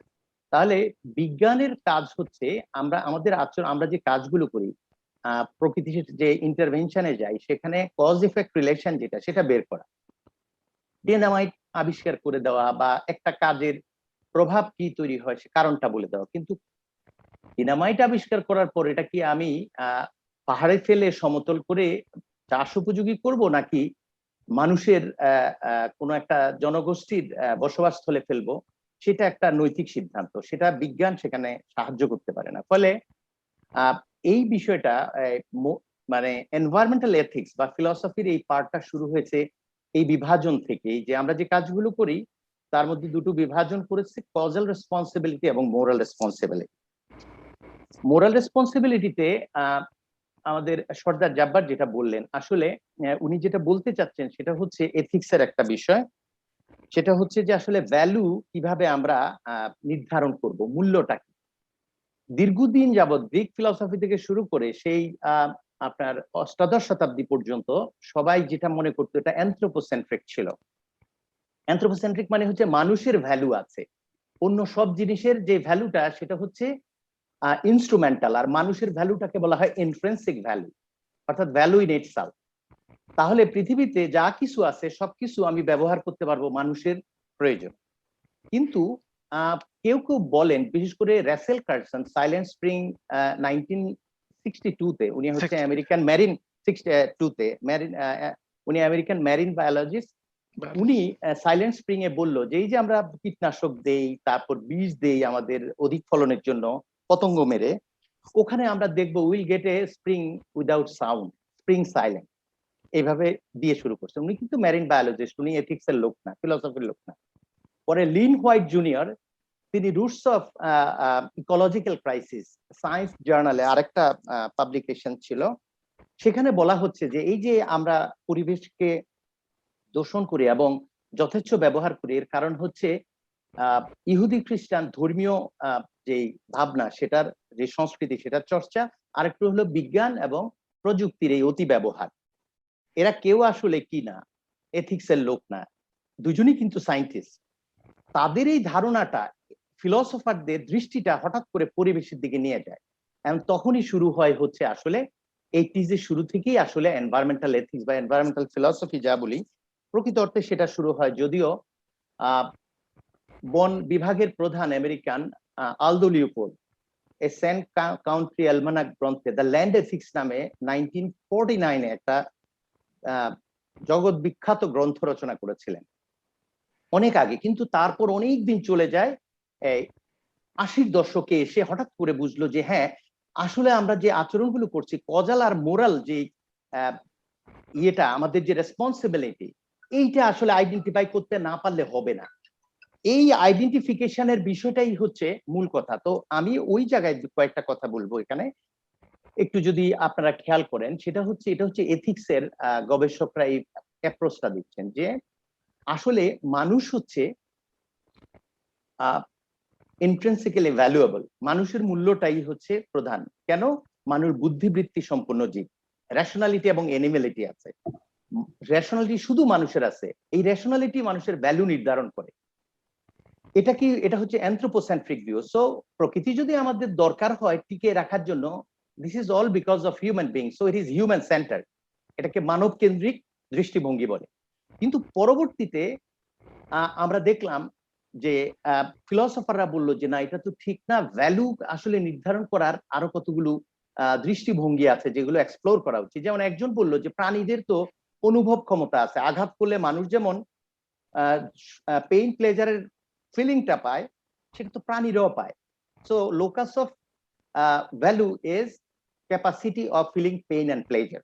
তো লোকাস অফ মোরালিটি হয়ে গেল অনুভব ক্ষমতা, বুদ্ধিবৃত্তির জায়গায়। এটা মোরাল এক্সটেনশনিজম বলে, তার মানে মোরালিটির এরিয়াটা আরেকটু এক্সপান্ড করে গেল, প্রাণী পর্যন্ত আসলো। পরে রবিন অ্যাটফিল গুড পাস্টার এরা বলল যে না, গাছেরও কিন্তু এক ধরনের ভ্যালু আছে। যেমন একটা পুকুরের একটা অংশে, ধরেন একটা কোনায়, একটা পাড়ে একটা বৃক্ষ আছে, ছোট বৃক্ষ। যদি বড় বৃক্ষ উপরে থাকে, ওই ছোট বৃক্ষটা তার পথ খুঁজে নেয়, তির্যক ভাবে বড় হতে থাকে। তার মানে this is how a tree expresses its interest. তাহলে এখন আর capacity of feeling pain and pleasure না, expression of interest has become the locus of moral consideration. এই জন্য গাছপালাকেও ইন্ট্রিনসিক্যালি ভ্যালুয়েবল ধরা হলো। পরবর্তীতে এসে দেখা গেল যে না, আসলে ইকোসিস্টেম যেটা আজকে বলছে যে আসলে everything is interdependent, interconnected, inter related. আমি তো যদি নৌকা ডুবে যায়, আমার বুদ্ধিবৃত্তি কোথায় যাবে? আসলে তো আমি নৌকাটা থাকলে তো আমি বুদ্ধিবৃত্তি চর্চা করতে পারবো। So somehow I am really dependent on my vessel. এই যে পরস্পর একটা আরেকটার সাথে এই যে ইন্টারকানেক্টেডনেস, এটা হচ্ছে হোলিজমের একটা অ্যাপ্রোচ নিয়ে আসছে। এবং এখানে ডিপ ইকোলজিস্ট ভিউ আছে, তারপরে হচ্ছে হোম রলস্টনের নেচার সেন্ট্রিক ভিউ আছে, অনেক ভিউ। এগুলা তাত্ত্বিক কথা ওগুলায় না যাই, তবে আমি একটা জিনিস বলি যে তাহলে কি করতে হবে, আসলে আমরা কিভাবে দায়িত্ব পালন করব পরিবেশের প্রতি, সেটা এনভায়রনমেন্টাল এথিসিস্টরা বলেন যে সেটা ভ্যালু নির্ধারণ করে দিবে। তো তাহলে ট্রেডিশনালি সেটা জুডিও খ্রিস্টান যে ভিউ ছিল, তারা বলেছে যে জেনেসিসে গড তার ইমেজে মানুষ তৈরি করেছে এবং যা কিছু আছে সবকিছুকে সাবডিউ করার কথা বলা আছে জেনেসিসে। বিজ্ঞান এবং প্রযুক্তির জায়গাগুলোতে এনভায়রনমেন্টকে কন্ট্রোল করার সিস্টেমগুলো আসলে অফার করা হচ্ছে। সেখানে এসে বললো যে না, আসলে ব্যাপারটা হচ্ছে কি, একটা আন্ডারস্ট্যান্ডিং এ ভুল আছে। প্রবৃদ্ধি এবং উন্নয়ন দুই জিনিস, এটা ঠিক না। প্রবৃদ্ধি মানে হচ্ছে লিনিয়ার গ্রোথ। আমি তো এক কাঠা জমিতে 200 মণ ধান পাবো না, তার তো একটা ক্যারিং একটা লিমিট আছে। তাহলে দেখা যাচ্ছে যে একটা এই পৃথিবীর জনসংখ্যা ধারণ করার একটা লিমিট আছে, এই পৃথিবী আসলে প্রোডাকশন ক্যাপাসিটি যেটা, সেটার একটা লিমিট আছে, এবং দূষণ শোষণ করার, পলিউশন অ্যাবজর্ব করার একটা ক্ষমতা আছে। এই যে ক্যারিং ক্যাপাসিটি লিমিটেশন, এটা নতুন করে আমাদেরকে একটা জ্ঞান দিল, এবং তখনই ইউনাইটেড নেশনস সাস্টেইনেবল ডেভেলপমেন্টের একটা নতুন করে ডেফিনেশন সেট করার চেষ্টা করলো 1987, এবং আমরা দেখলাম পরবর্তীতে এজেন্ডা 21 এবং আরো অনেকগুলো যত আর্থ সামিট হচ্ছে সবগুলোতে আমরা millennium development goal, sustainable development goal এগুলো সামনে রাখছে, এবং 3টা পিলারকে সামনে রেখে করছে, ইকোনমিক, সোশ্যাল, এনভায়রনমেন্টাল। একটা পয়েন্ট একটু যুক্ত করে এই পর্যায়ে শেষ করে যদি সুযোগ হয় পরে একটু বলবো, সেটা হচ্ছে আপনি যদি এই পরিবেশের সাথে সম্পর্ক বজায় রাখতে পারেন, তাহলে আপনি কি আসলে মানুষের পাশাপাশি প্রাণী, উদ্ভিদ এবং নন লিভিং পার্ট অফ নেচারকে সমান ভ্যালু দিবেন কিনা, এরকম এথিক্যাল কোনো গাইডলাইন আছে কিনা। Ethicists are divided in this issue. We do not have any single view. আমাদের একটা ভিউ নাই। তবে আমি রবিন অ্যাটফিল্ড, ভাগ্যক্রমে তিনি আমার সুপারভাইজার ছিলেন ক্যারিফে, তার বায়োসেন্ট্রিক কনসিকুয়েন্সিয়ালিজম একটা থিওরি আছে। তার প্রস্তাব হচ্ছে যে আসলে যদি আমরা এত এইভাবে বলি যে কিছুই টাচ করা যাবে না, আমি সারাদিন গল্প করলাম, আমার ডাইনিং টেবিলে আমি তখন মুরগি দিয়ে, মাছ দিয়ে, ভেজিটেবল এগুলোই তো খাচ্ছি, যতক্ষণ না পর্যন্ত আমার বেসিক নিড ফুলফিল করার জন্য যে বিষয়গুলো প্রয়োজন, সেই বিষয়গুলোর সাথে যদি আমার থিওরি কনফ্লিক্ট করে, দ্যাট ইজ নট অ্যাপ্লিকেবল। সেই জন্য হি হ্যাজ অফার্ড বায়োসেন্ট্রিক কনসিকুয়েন্সিয়ালিজম। সে বলছে হ্যাঁ, মানুষ থেকে শুরু করে উদ্ভিদ পর্যন্ত সবার একটা ভ্যালু আছে, এবং ভ্যালুটা কিভাবে আসছে আমি আগেই বলেছি। তাহলে কি করতে হবে এখন বাস্তবে? ধরুন আমি একটা এলাকায় আছি, আমি এখন ডেভেলপমেন্ট প্রয়োজন, কিভাবে করব? একটা বন এলাকা, সেখানে আমি জনবসতি হবে, তাহলে কি আমি গাছ কাটবো না? উনি বলছে যে হ্যাঁ, এইখানে আসলে আমাদের অনেকগুলো মোরাল প্রিন্সিপাল এবং ভ্যালু হায়ারার্কি তৈরি করতে হবে। যেমন আমি ক্যাসিনো তৈরি করার জন্য বন উজাড় করতে পারি না, আমি ওখানে জনগোষ্ঠীর জন্য শিক্ষা এবং স্বাস্থ্য সুরক্ষার জন্য একটা হাসপাতাল, একটা স্কুল করতে পারি।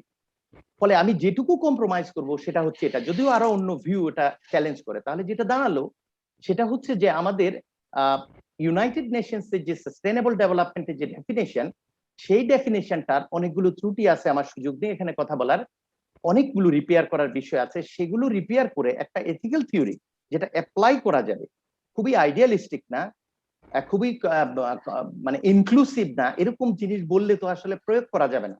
কারণ আমি বলছি যে আমি গাছ প্রেমী, খাওয়ার সময় মাছ আর গরু সহ খেয়ে ফেলছি, এটা তো কন্ট্রাডিকশন।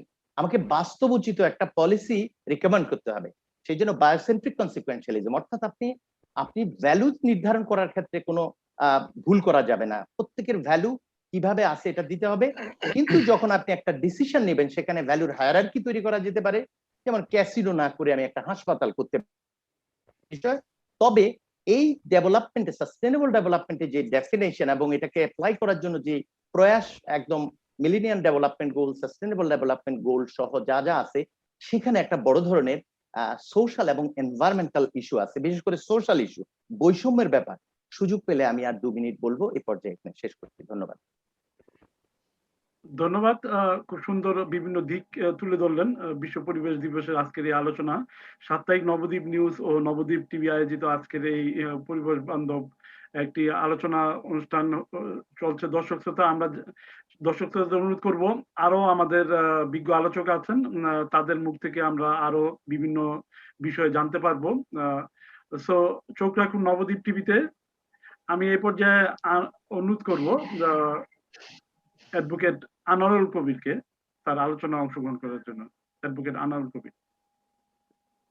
ধন্যবাদ কর্মধর নবদ্বীপ টেলিভিশন কানাডা এবং আজকের এই গুরুত্বপূর্ণ পরিবেশ দিবসে উপস্থিত সদস্যবৃন্দ যে আসেন এখানে, professor doctor Jasimuddin Ahmed, professor doctor Mohammad Kamrul Hasan, professor doctor Mohammad Azad Khan এবং সর্দার জব্বার প্রজেক্ট পরিবেশ বিজ্ঞানী। ওনারা পর্যন্ত বিভিন্ন বিষয় নিয়ে বিশদ আলোচনা করার চেষ্টা করেছেন, আপনাদের মানুষপটে দেখানোর চেষ্টা করছেন যে পরিবেশটা নিয়ে মানুষের চিন্তা কখন শুরু হলো, পরিবেশ কি জিনিস, এবং পরিবেশের সাথে আমাদের রিলেশনটা কি, এটা মোটামুটি ভাবে আপনারা অনেকেই অনুধাবন করতে পেরেছেন। বিভিন্ন উদাহরণ, বিভিন্ন দৃষ্টান্ত, বিভিন্ন ইয়ে নিয়ে ওনারা বিশদভাবে আলোচনা করেছেন। আমি ওই বিষয়গুলোতে না গেলেই ভালো হবে। তবে আইনের প্রয়োগটা আসে কিন্তু সবচেয়ে শেষে। কজ এবং ডেভেলপমেন্ট বা বার্থ, তারপরে আপনার সোসাইটি, এনভায়রনমেন্ট, এরপরে আসে হলো লিগাল প্রসিজিওরটা। সো সবগুলো বিষয় পরিবেশের সাথে সম্পৃক্ত, কারণ পরিবেশটা কিন্তু it's a big factors in humans life. আজকের পৃথিবীতে পরিবেশ শব্দটা এত বেশি সচেতন, এত বেশি বড় যে এটা চিন্তা করলে আপনারা যদি একটু ডিসকাশন আরো বেশি শোনেন তখন ভয়াবহ। কানাডার মতো এত বড় একটা দেশ, যেখানে বাংলাদেশ 200টা বাংলাদেশও ঢুকে যেতে পারে, সেখানেও কিন্তু আমরা পরিবেশ নিয়ে খুব উদ্বিগ্ন থাকি। বাংলাদেশের কথাটা আমি ঠিক জানি না ওখানে কিভাবে এই পরিবেশটাকে আপনারা ঠিক করবেন। তবে যতটুক মনে হয় সেটা হলো এই যে কোনো চিন্তা না, কোনো ভাবনা না, কোনো কথা না, আমাদের উচিত আমাদের প্রফেসরদের বা আমরা যারা জানি, আমরা যারা বুঝি, আমরা যারা আগের কাতারে আছি, আমরা যারা যাওয়ার পথে আছি, আমাদের উচিত যে আগামী প্রজন্মদের হাতে একটা পতাকা তুলে ধরা, যে যেটাই করো না কেন তোমার পরিবেশটাকে তুমি রক্ষা করো। চলতে, বলতে, ফিরতে, শুইতে, খাইতে, উঠতে, বসতে সবসময় পরিবেশটা নিয়ে তুমি চিন্তা করো। সমস্ত বিজ্ঞানের বড় বিজ্ঞান হলো যে আমি এবং আমার পরিবেশ। যদি সেটাই হয় তাহলে আমার কয়টা জামা আছে এটা পরিষ্কার বড় কথা না, আমার জামাটা কি পরিষ্কার কিনা সেটা বড় কথা হয়। আমার কতগুলো খাবার, কত টাকা আছে খাবার কেনার জন্য সেটাও বড় কথা না, আমি কি খাচ্ছি এটা কিন্তু খুব ইম্পর্টেন্ট। আমাকে যদি জ্ঞান না থাকে যে আমি কি খেলে কি হয়, কি খেলে আমার সমস্যা হতে পারে, কি খেলে আমার পেটে প্রবলেম হতে পারে, চোখে প্রবলেম হতে পারে, নাকে প্রবলেম হতে পারে এবং শরীরে প্রবলেম হতে পারে, শরীরটা টানতে পারবে কিনা। সো সেমনি ভাবে পরিবেশটা নিয়ে ওনারা কথা বললেন যে পরিবেশের উপরে অবশ্যই একটা চেক অ্যান্ড ব্যালেন্স আছে। কানাডা পার্সপেক্টিভটাকে তুলে ধরা প্রয়োজন আছে এই কারণেই যে বাংলাদেশটা নিয়ে আমরা কথা বলে, আমরা যে দুটো দেশ, বাংলাদেশ এবং কানাডা, আমরা চাই যে দুটো দেশের ভিতরে একটা সম্পৃক্ততা, একটা বন্ধুত্ব, একটা ফ্রেন্ডশিপ, একটা রিলেশন, সেটা সবকিছু অ্যাসপেক্টেই আসুক। তেমনি ভাবে পরিবেশ বিষয়গুলো নিয়ে অবশ্যই কথা হতে পারে। কেন একটা গাছ কাটা হলো পার্কের ভিতর থেকে, এটা নিয়ে কেন প্রতিবাদ হলো না, এটা নিয়ে কেন হলো না, এটা নিয়ে কেন যুদ্ধ হলো না, এটা নিয়ে কেন 2-5 জনকে জেল হলো না, এটা কিন্তু একটা বড় ছাড় হয়ে গেল। এই ছাড়টা কিন্তু কোনো উপায়ে আশা করা যায় না। কানাডার পার্সপেক্টিভে আপনারা শুনেছেন, বিশেষ করে সর্দার জব্বার সাহেব বলেছেন যে ওনার বাড়ির আশেপাশে রাস্তাটা সরিয়ে দেওয়া হলো একটা ওক ট্রিকে সেভ করার জন্য। কারণ ওই ওক ট্রিটা কি পরিমাণ কার্বন সেভ করেছে সেটা সায়েন্টিস্টরা খুব ভালো জানে। আমরা রোটারি ক্লাবের মাধ্যমে ঠিক এমনি ভাবে আমরা শুনতে পারলাম যে একটা এরকম অ্যাবাউট 300 ইয়ার্স এর রেড ওক ট্রিকে কাটা হচ্ছে এবং ওই প্রপার্টিটা চলে যাচ্ছে। তখন আমরা চেষ্টা করলাম যে না, এনভায়রনমেন্টাল অ্যাকশন কমিটির থেকে চেষ্টা করলাম যে we have to save that tree. কি করলাম যে আমরা $450,000 দিয়ে ওই প্রপার্টিটাই আমরা কিনে নিয়েছি, so that the property Oak স্ট্রিটটা যেন ওখানে থাকে, ওক ট্রিটা যেন ওখানে থাকে। থাকলে কি হবে, পরিবেশের জন্য সুন্দর হবে। শুধু এখানে সীমাবদ্ধ না, আমরা বেরোই পড়ি রাস্তায়, আমরা মলের সামনে দিয়ে মল পরিষ্কার করি, মলের সামনে দিয়ে গিয়ে আমরা গার্বেজ ব্যাগ গুলো হাতে এবং গ্লাভস হাতে নিয়ে গার্বেজ ব্যাগ গুলো নিয়ে আমরা প্লাস্টিকের এবং অন্যান্য বিভিন্ন রকম জিনিসপত্র যেগুলো আছে পরিবেশ পরিষ্কার পরিচ্ছন্নতা, এটা আমরা নিজেরা কাজ করি। আমি যেটা বলতে চাচ্ছি, আইনটা হলো এমন যে আইনটাকে যদি আমি ফলোই না করি,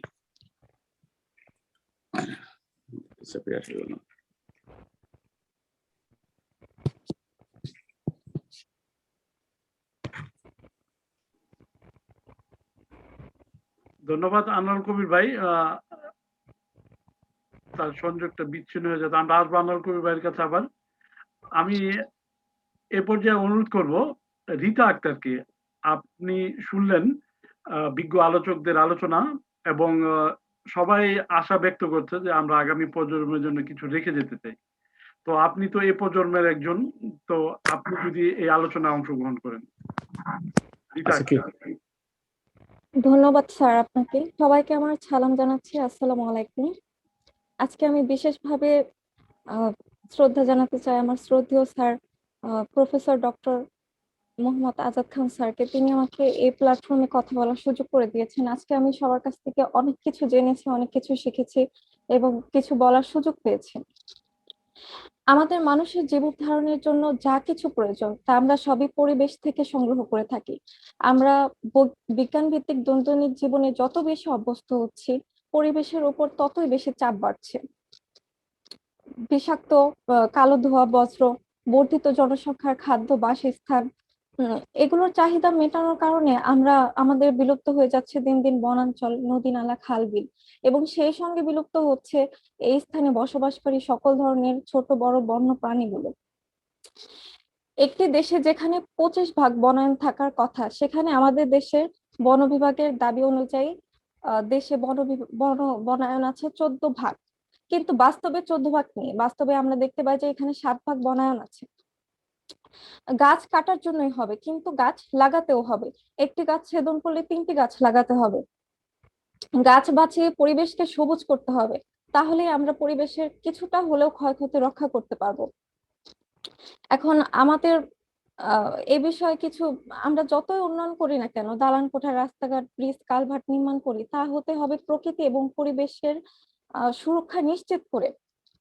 প্রকৃতির ক্ষতি করে বন অঞ্চলকে হুমকির মুখে ফেলে আমরা কোনো উন্নয়ন করতে পারি না। সেক্ষেত্রে আমাদের নিজেদেরই ক্ষতি আমরা নিজেরা করি।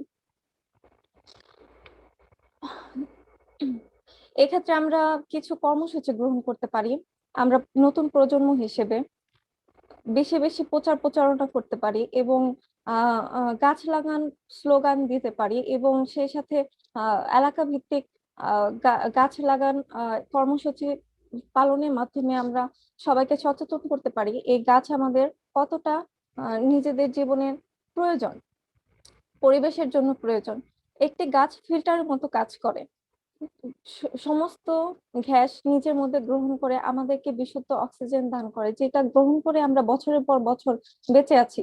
আমরা হসপিটালে গেলে লক্ষ্য করতে পারি যে যেখানে আমরা বিনা পয়সায় পরিবেশ থেকে বিশুদ্ধ অক্সিজেন গ্রহণ করছি, সেখানে হাসপাতালে গেলে আমাদেরকে টাকা দিয়ে অক্সিজেন কিনে নিজের জীবন বাঁচাতে হয়। সেক্ষেত্রে আমাদের নতুন প্রজন্মের উচিত যে এই পরিবেশের সুরক্ষা নিশ্চিত করার জন্য কিছু করার। ধন্যবাদ স্যার। রিতা আক্তার, তিনি কতগুলো কর্মসূচির কথা বললেন এবং পরিবেশকে কিভাবে আরো ডেভেলপ করা যায় সে বিষয়ে আলোকপাত করলেন। এই প্রজন্মের উত্তরাধিকার বা এই প্রজন্মের একজন রিতা আক্তার, তো খুব সুন্দর বক্তব্য রাখলেন। আমি আবারও আলোচনা অংশগ্রহণ করার জন্য অনুরোধ করবো সংক্ষেপে প্রফেসর ডক্টর জসিমউদ্দিন আহমেদকে। আমাদের পরিবেশ বিপর্যয়ের জন্য যে বিষয়গুলো দায়ী, তার থেকে আমরা কিভাবে বের হয়ে আসতে পারি এবং আগামী দিনে আমাদের কি কি পদক্ষেপ নেওয়া উচিত, আমি সে বিষয়ে সংক্ষেপে আলোচনা করার জন্য অনুরোধ করবো প্রফেসর ডক্টর জসিমউদ্দিন আহমেদ। ধন্যবাদ মামুন। আমি প্রথমেই দুই একটি বিষয় সম্পর্কে অবতারণা করতে চাই। একটা হলো বাংলাদেশে সবচেয়ে প্রথম পরিবেশ বিজ্ঞান বিভাগ শুরু হয় জাহাঙ্গীরনগর বিশ্ববিদ্যালয়ে।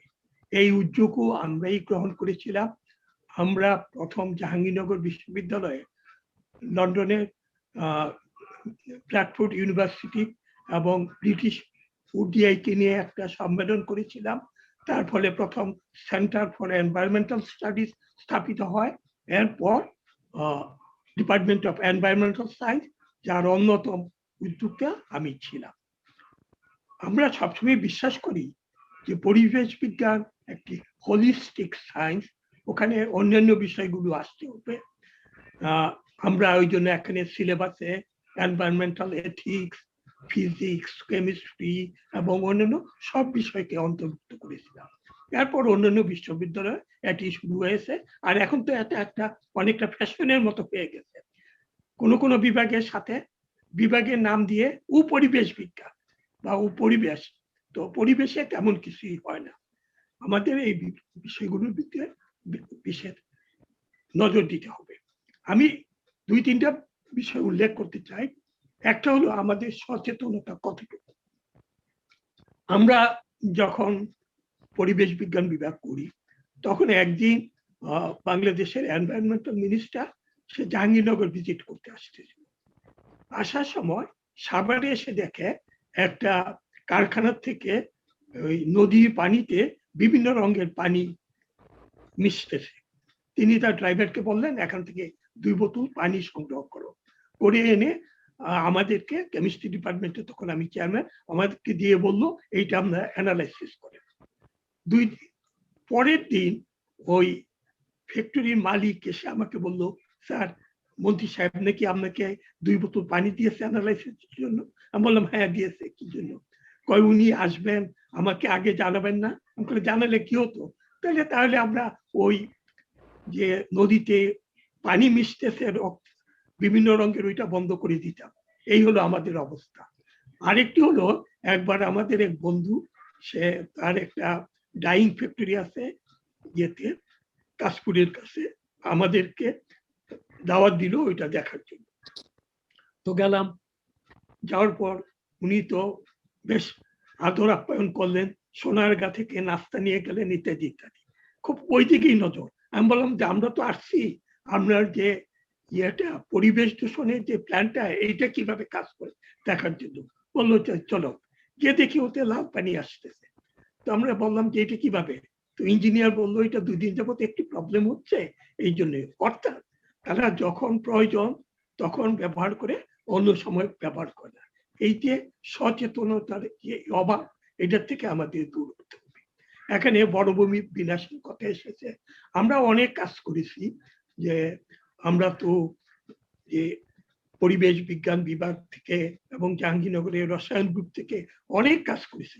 বিশেষত আন্তর্জাতিক পর্যায়ে অ্যাসিড রেইন নিয়ে একটা কাজ করেছি, যেটা একটা মূল কাজটি ছিল সুন্দরবনের সুন্দরী গাছের বিনাশ, এটা কেন হচ্ছে এটা আমরা দেখার জন্য একটা কাজ করেছি। আমরা দেখতে পেরেছি, আমরা তো তেমন কয়লা পোড়াই না, ভারত এবং চীন প্রচুর কয়লা পোড়ায়। শীতের কালে ওই কয়লা পোড়ানোর পরে সালফার ডাইঅক্সাইডের উৎকিরণ হয়, এই বাতাস বাংলাদেশে আসে, সুন্দরবন পর্যন্ত আসে। সুন্দরী গাছের পাতাগুলো ওই যে সালফার ডাইঅক্সাইড, অ্যাসিডিক অক্সাইডের খুব সহ্য করতে পারে না, এই জন্য আবার বর্ষাকালে বাতাস আসে বঙ্গোপসাগরের দিকে, তখন যথেষ্ট কমে যায়। এই যে শীত গ্রীষ্মে সালফার ডাইঅক্সাইডের তারতম্য, এর ফলে গাছগুলো মরে যাচ্ছে। আর অন্যদিকে হচ্ছে যে ভারত ফারাক্কা বাদ দিয়েছে, মিঠা পানির পরিমাণ কমে আসতেছে, লবণাক্ত পানির পরিমাণ বৃদ্ধি পাচ্ছে। এই মিঠা পানি এবং লবণাক্ত পানির একটা সুষম অবস্থার উপরই কিন্তু এই সুন্দরী গাছগুলো থাকে। তাহলে সুন্দরী গাছ, যা মানব জাতির একটা বিরাট ঐতিহ্য, ইউনেস্কো ঘোষণা করেছে একটি বিনষ্ট হওয়ার পথে। কিন্তু এর মধ্যে কি হচ্ছে, আবার বাংলাদেশ সরকার এই সুন্দরবনে রামপাল কয়লা ভিত্তিক প্রকল্প করেছে। এমনি তো সুন্দরবন বিনাশ হওয়ার পথে, আমরা বারবার এর প্রতিবাদ করেছি, এবং এই কর্মসূচি যদি না হয় তাহলে এই সুন্দরবন যে আমাদের ঐতিহ্য, তা কিন্তু বিনষ্ট হয়ে যাবে। আমাদের যে কাজটা আমি প্রথমেই বলেছিলাম, আমাদেরকে, আমাদের নতুন প্রজন্ম সবাইকে যে জিনিসটা, আমাদেরকে সচেতন হতে হবে, সচেতনতা সৃষ্টি করতে হবে, তারপর উদ্বুদ্ধকরণ কর্মসূচির দিকে আগাতে হবে।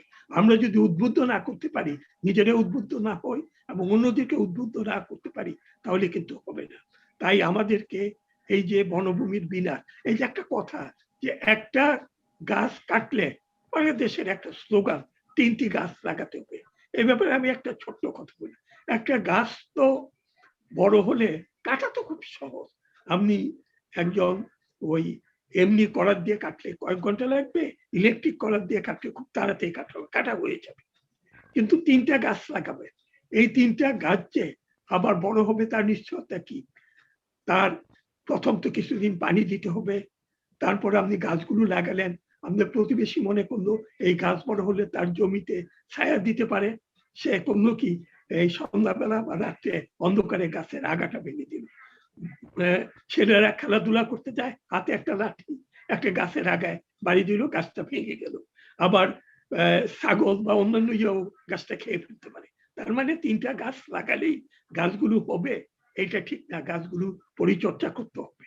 আর এর সাথে অন্যান্য অনেক ব্যাপার আছে যেগুলো শিকার বাংলাদেশ, যেমন গ্রিন হাউস প্রতিক্রিয়া হলে বাংলাদেশ হবে তার প্রথম সারির শিকার, এবং তাতে বাংলাদেশের যদি সমুদ্রপৃষ্ঠ দেশের উচ্চতা 1 ফুটও বাড়ে, বাংলাদেশে প্রায় 17 ভাগ জমি পানি নিচে চলে যাবে, যা আগামী 50 বছরে হতে পারে।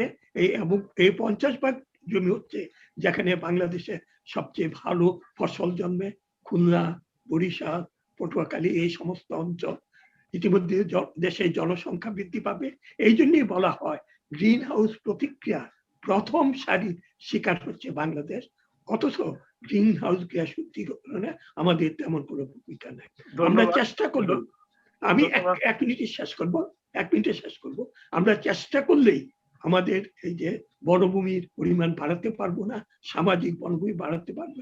দেশের জনসংখ্যা বাড়তেছে, এই জন্য এই আমাদের দেশের ভূমি অন্যান্য কাজেও ব্যবহৃত হচ্ছে, তার থেকে যতটুকু সম্ভব সামাজিক বনায়ন আমরা করতে পারবো। আমরা সবাই চাই আগামী প্রজন্মের জন্য এমন একটা পরিবেশ বান্ধব পৃথিবী রেখে যেতে, এবং তারাও তাকে আরো ওই আমাদের পতাকাকে হাতে নিয়ে অগ্রসর হবে, এই আমাদের কামনা। ধন্যবাদ।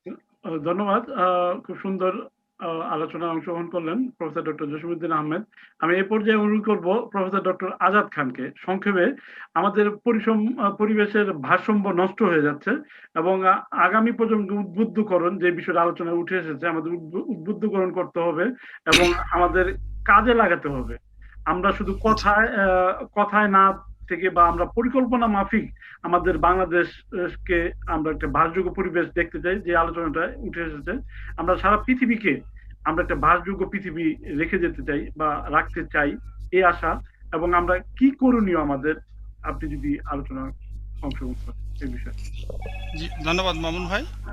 তো বিজ্ঞ আলোচকবৃন্দ, শ্রদ্ধেয় আলোচকবৃন্দ সবাই যার যার ক্ষেত্র থেকে কথাগুলো বলেছেন, সুন্দর বলেছেন, এতে আমি সমৃদ্ধ হয়েছি। আমি খুব টু দ্য পয়েন্ট বা বুলেট পয়েন্টে বলি যে কথাটি বলছেন যে আমাদের এই যে বৈশ্বিক পরিবেশের যে ভারসাম্য সুরক্ষার জন্য আমি একটা অন্য ভিন্ন প্রেক্ষাপটে বলি যে আসলে কি পরিবেশ দিবসটা কিন্তু আমাদের প্রতিদিনের একটি দিবস। পরিবেশ দিবসের ব্যাপারটা হলো প্রকৃতির প্রতি কৃতজ্ঞতা জানানোর জন্য রোজই হতে পারে আমাদের পরিবেশ দিবস। আমি একটি গাছের পাতা ছেড়ব না, এটাও কিন্তু এই সচেতনতাটুকু কিন্তু পরিবারের থেকে আমার নিজস্ব মূল্যবোধ গঠনের জন্য আমার মসজিদের ইমাম, আমার পুরোহিত, মন্দিরের পুরোহিত এটা আমাকে শিখাতে পারে, আমার বাবা মা তো বটেই, শিক্ষকরা শিখাতে পারেন। আমার সিলেবাসে এটা থাকা দরকার। আমরা আমাদের শৈশব থেকে আমরা পড়েছি পরিবেশ পরিচিতি, সমাজ পরিবেশ পরিচিতি, বিজ্ঞান, এই পড়ার মধ্য দিয়ে এই যে আমরা পড়লাম কিন্তু কাজে বা ব্যবহারে বা আচরণে পরিবর্তন আসলো না, এই সমস্যা এবং সীমাবদ্ধতা কিন্তু আমাদের শিক্ষা ব্যবস্থা থেকে উৎক্রমণ ঘটে নাই বলে আমরা তো আমাদের দেশের বটেই, উন্নত বিশ্বে সেটা কিভাবে এই আচরণটা মানে অনুশীলন হচ্ছে সেটার উপর বোধহয় কোনো বিস্তৃত কোনো রূপরেখা বা কাঠামো আমরা এখনো আমাদের হাতে মানে পৌঁছেনি। আচ্ছা, যাই হোক, এখানে একটা খুব গুরুত্বপূর্ণ কাজ যে আচরণগত পরিবর্তন, মানুষের আচরণগত পরিবর্তন করার জন্য পরিবেশের প্রধান স্টেক হোল্ডার হচ্ছে মানুষ, এবং সেটা কিন্তু মানুষের দ্বারাই ক্ষতিগ্রস্ত বা ধ্বংসপ্রাপ্ত হচ্ছে। সুতরাং মানুষের আচরণ পরিবর্তন করতে হবে। খুব চমৎকার করে বলেছেন আমাদের দার্শনিক বন্ধু professor doctor Kamrul Hasan sir তো দিক নির্দেশনা দিয়েছেন, সর্দার আব্দুল জব্বার তার দৃষ্টিভঙ্গি থেকে বলেছেন, ব্যাখ্যা করেছেন। তো আমার কথা হচ্ছে যে আমাদের যে প্রতিদিনই পরিবেশ দিবস, সেখানে যে প্রাণ প্রকৃতিকে যে বাঁচিয়ে রাখতে হবে আমাদের নিজেদের প্রয়োজনে, সেক্ষেত্রে আমাদের শিক্ষা ব্যবস্থায় একটা গুরুত্বপূর্ণ ভূমিকা রাখতে পারে, যেটা শুরু করেছেন আমাদের প্রফেসর জসিমউদ্দিন স্যাররা। কলেজ বিশ্ববিদ্যালয়গুলোতে শিক্ষা সিলেবাসে এটা চলে আসছে। এখন আমাদের কথা হচ্ছে যে এই যে চলে আসলো, আমরা যে শিখলাম, কিন্তু সেটা দ্বারা আমাদের গুণগত শিক্ষা কতটুকু নিলাম, সেই জায়গাটাতে আমাদের আরেকটু অ্যাড্রেস করতে হবে। সেই জন্য যে অ্যাওয়ারনেসগুলো বিল্ড আপ করার জন্য এই যে প্রশাসনকে কাজে লাগানো, আমাদের এনজিও বা সুশীল সমাজের লোকজনদেরকে কাজে লাগানো, এই ধরনের টক শো করা, এই যে বিশ্ব পরিবেশ দিবসের একটি দিবস হিসেবে আজকে সারা মানুষদের, সকল মানুষদেরকে যে কথা বলার কথা ছিল, সেখানে কিন্তু আমরা খুব স্বল্প সময় বা সুযোগই আমরা পেলাম। একদিনে এটা হবে না, আমরা একটা দশকের কিন্তু উপনীত হচ্ছি। 21 সালের আজকের দিনের পূর্ববর্তী কালকের দিন পর্যন্ত কিন্তু আমরা একটা সময়ে ছিলাম। যেটা আমাদের অঙ্গীকারের মধ্যে ছিল। আমরা কিন্তু এখন নতুন যে দশকটাতে শুরু করলাম যে প্রকৃতিকে যে রেস্টোরেশন করার জন্য, বাস্তু সংস্থানকে যে রেস্টোরেশন করা, 10 বছর কিন্তু আমরা এটার উপর কাজ করব। তো সেই সময় আমাদের মনে করতে হবে এই অনুশীলন, এই আচরণগত ব্যাপারটা পরিবার থেকে আরম্ভ করে, সমাজ থেকে আরম্ভ করে, দোকান থেকে আরম্ভ করে, হাট বাজার থেকে আরম্ভ করে, প্রশাসন থেকে আরম্ভ করে সব জায়গায় এটাকে বিস্তৃত করে এটা এটা এই কর্মসূচিটাকে বাস্তবায়ন করার জন্য উদ্যোগ নেওয়া আমরা আমাদের ব্যক্তিগত তরফ থেকে করতে পারি। ব্যক্তি উদ্যোগ হতে পারে, স্থানীয় উদ্যোগ হতে পারে, পরিবার কাঠামোতে হতে পারে, সেটা আমাদের জাতীয় উদ্যোগের মধ্যে থাকতে হবে, বৈশ্বিক উদ্যোগের মধ্যে হতে হবে। আসলে কি বাংলাদেশ বাঁচলেই বাংলাদেশ বাঁচবে? কানাডা যদি মারা যায়, ভারত যদি মারা যায়, ভারত দূষণ করবে, সেটার দায়িত্ব বাংলাদেশকে বহন করে। স্যার একটু আগে বলছেন, কানাডাও কিন্তু তাই, চীনও কিন্তু তাই। তাহলে উন্নত বিশ্বের সাথে অনুন্নত বিশ্বের আচরণ, সম্পদের ব্যবহার, তার এই ক্ষেত্রে যে পার্থক্য আছে, এই পার্থক্যটাকে উন্নয়নের সংজ্ঞায় যদি অন্তর্ভুক্ত না করি, তাহলে উন্নয়নের সংজ্ঞাটাই আমাদের জন্য বৈরী। আমি যতই পরিবেশের বান্ধব হই না কেন, কিন্তু আপনি যদি আমার পরিবেশকে ধ্বংস করেন, আপনার বায়ু, আপনার মাটি, আপনার পানি, আপনার সমুদ্র স্রোত আমাকে যদি গ্রাস করে, তাহলে কিন্তু আমি বাঁচতে পারবো না। আমি যতই বাঁচার চেষ্টা করি, আমি 10টা গাছ লাগাবো, আমার 1 খণ্ড জমিতে 10টা গাছ লাগাবো, আর আমাদের বিশাল বনভূমি উজাড় করবেন বাংলাদেশের কোনো একটি কর্পোরেট হাউস যারা বৈশ্বিক লোন নিয়ে, বিশ্বব্যাংকের লোন নিয়ে, সেইটা তো আসলে আমাদের উন্নয়নের সংজ্ঞার মধ্যে, উন্নয়নের স্রোতধারার মধ্যে আসতে পারে না। সেই আলোচনাগুলো মানে আরো বড় করে, বড় ফোরামে আমাদের এই আলোচনাগুলো উপস্থাপন করলে আমাদের মানুষটা কিন্তু বুঝতে পারবে। যেমন করোনা নিয়েও কিন্তু আমরা সচেতন করতে পারি না এই মানুষদেরকে। তাহলে আমাদের ব্যর্থতার অনেকগুলো জায়গা আছে, আইন প্রয়োগগত জায়গা আছে, সোশ্যালাইজেশনের প্রক্রিয়া আছে, এডুকেশনের প্রসেস আছে। তো সেই জায়গাগুলোকে যদি আমরা অ্যাড্রেস না করতে পারি, সেই হয়তো সামান্য চেষ্টা আমরা উদ্বুদ্ধ হই। প্রফেসর জসিমউদ্দিন স্যারের মাধ্যমে আমরা উদ্বুদ্ধ হচ্ছে, এই যে আজকে আমরা যারা এই আলোচনায় আসছি এবং যারা আমাদের ফেসবুক লাইভে আসেন, হয়তো তারা যদি উপকৃত হয়, আমরা যদি তাদের কাছে আবার তাদের কাছে পৌঁছতে পারি, তাহলে হয়তো আমরা আমাদের কাঙ্ক্ষিত ফল লাভ করতে পারবো। তো যাই হোক, আমরা উন্নয়ন, অগ্রগতি, এবং আমরা কিন্তু আরেকটা জিনিস করে ফেলছি, সেটা হচ্ছে এই যে এত বড় বড় ডাইমেনশনের কথা বলছি, নদী দূষণ করতেছে, পানি দূষণ করছে, বায়ু দূষণ করছে, দেশে করতেছে, বিদেশে করছে। স্যারদের গবেষণা আছে, জসিম স্যার এবং সবিল্লা স্যারের গবেষণা আছে। সবিল্লা স্যারের সাথে আমি অরুণাবলিতে বসে অনেক দিন শুনছি, তারা যে ইটিপি এর অনেকগুলো কার্যক্রম নরসিংদী দিয়ে, নারায়ণগঞ্জ দিয়ে অনেক জায়গায় করার চেষ্টা, সাভার শিল্পাঞ্চলে করার জন্য তারা চেষ্টা করছেন, বড় বড় কর্পোরেট হাউস। কিন্তু আমি একবারের জন্য বুঝতে পারতেছি না যে আমরা যে পরিমাণ এই পরিবেশ বিধ্বংসী সার, কীটনাশক কৃষকের হাতে তুলে দিচ্ছি, এই বাংলাদেশে কিভাবে সম্ভব? এই জায়গা থেকে আমরা ফিরে আসব। সচেতন করার জন্য তো কৃষকের হাতে এই যে সার, কীটনাশক, জৈব সারের ব্যবহার বৃদ্ধি করার জন্য যে কোনো কর্মসূচি, সেটা তো আমরা দেখছি না। আজকে আমার বিনীত অনুরোধ থাকবে পৃথিবীর প্রত্যেকটা মানুষের কাছে, যারা যে জায়গায় যে অবস্থায় নেতৃত্বে আছেন, কৃষকের হাতে আর পৃথিবী ধ্বংস করার সেই মারাত্মক রাসায়নিক কীটনাশক দিবেন না। সেই কীটনাশক, সেই রাসায়নিক ব্যবহার করার জন্য তাদেরকে অভ্যস্ত করা আমাদের খুব জরুরি দরকার, যে আমরা মাটি বাঁচাবো, পানি বাঁচাবো, বায়ু বাঁচাবো, এবং মানে সুন্দর একটি পৃথিবীতে আমরা বুক ভরে নিঃশ্বাস নিয়ে বেঁচে থাকবো। এটা আমাদের অঙ্গীকার করা উচিত, এবং নবপ্রজন্মের কাছে আমাদের এই মেসেজটা দেওয়ার অনুরোধ দেখে আমি আমার বক্তব্য এখানেই শেষ করছি। সকলের প্রতি কৃতজ্ঞতা, ধন্যবাদ এবং অভিনন্দন নবদ্বীপ টিভি। ধন্যবাদ এম এস মামুন ভাই। ধন্যবাদ, আসসালামু আলাইকুম। খুব সুন্দর একটি আগামী ভবিষ্যতের আশা ব্যক্ত করে তার বক্তব্য শেষ করলেন। আমি এ পর্যায়ে সর্দার জাব্বার সাহেবকে অনুরোধ করব তার ধারাবাহিক আলোচনায় অংশগ্রহণ করার জন্য।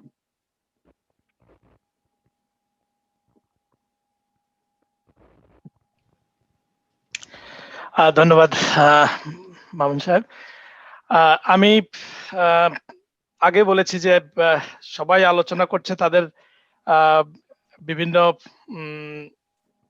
কাজ এবং এক্সপিরিয়েন্সের জায়গা থেকে বা তার পড়াশোনার জায়গা থেকে। আমি যেহেতু ফিজিক্যালি এই জিনিসটা ডিল করছি, আমি কয়েকটা স্লাইডকে আপনাদের সাথে শেয়ার করতে পারি এখানে, তাহলে দেখার আপনাদের জন্য আরেকটু সুবিধা হবে। আমি একটু স্ক্রিনটা শেয়ার করতে চাচ্ছি।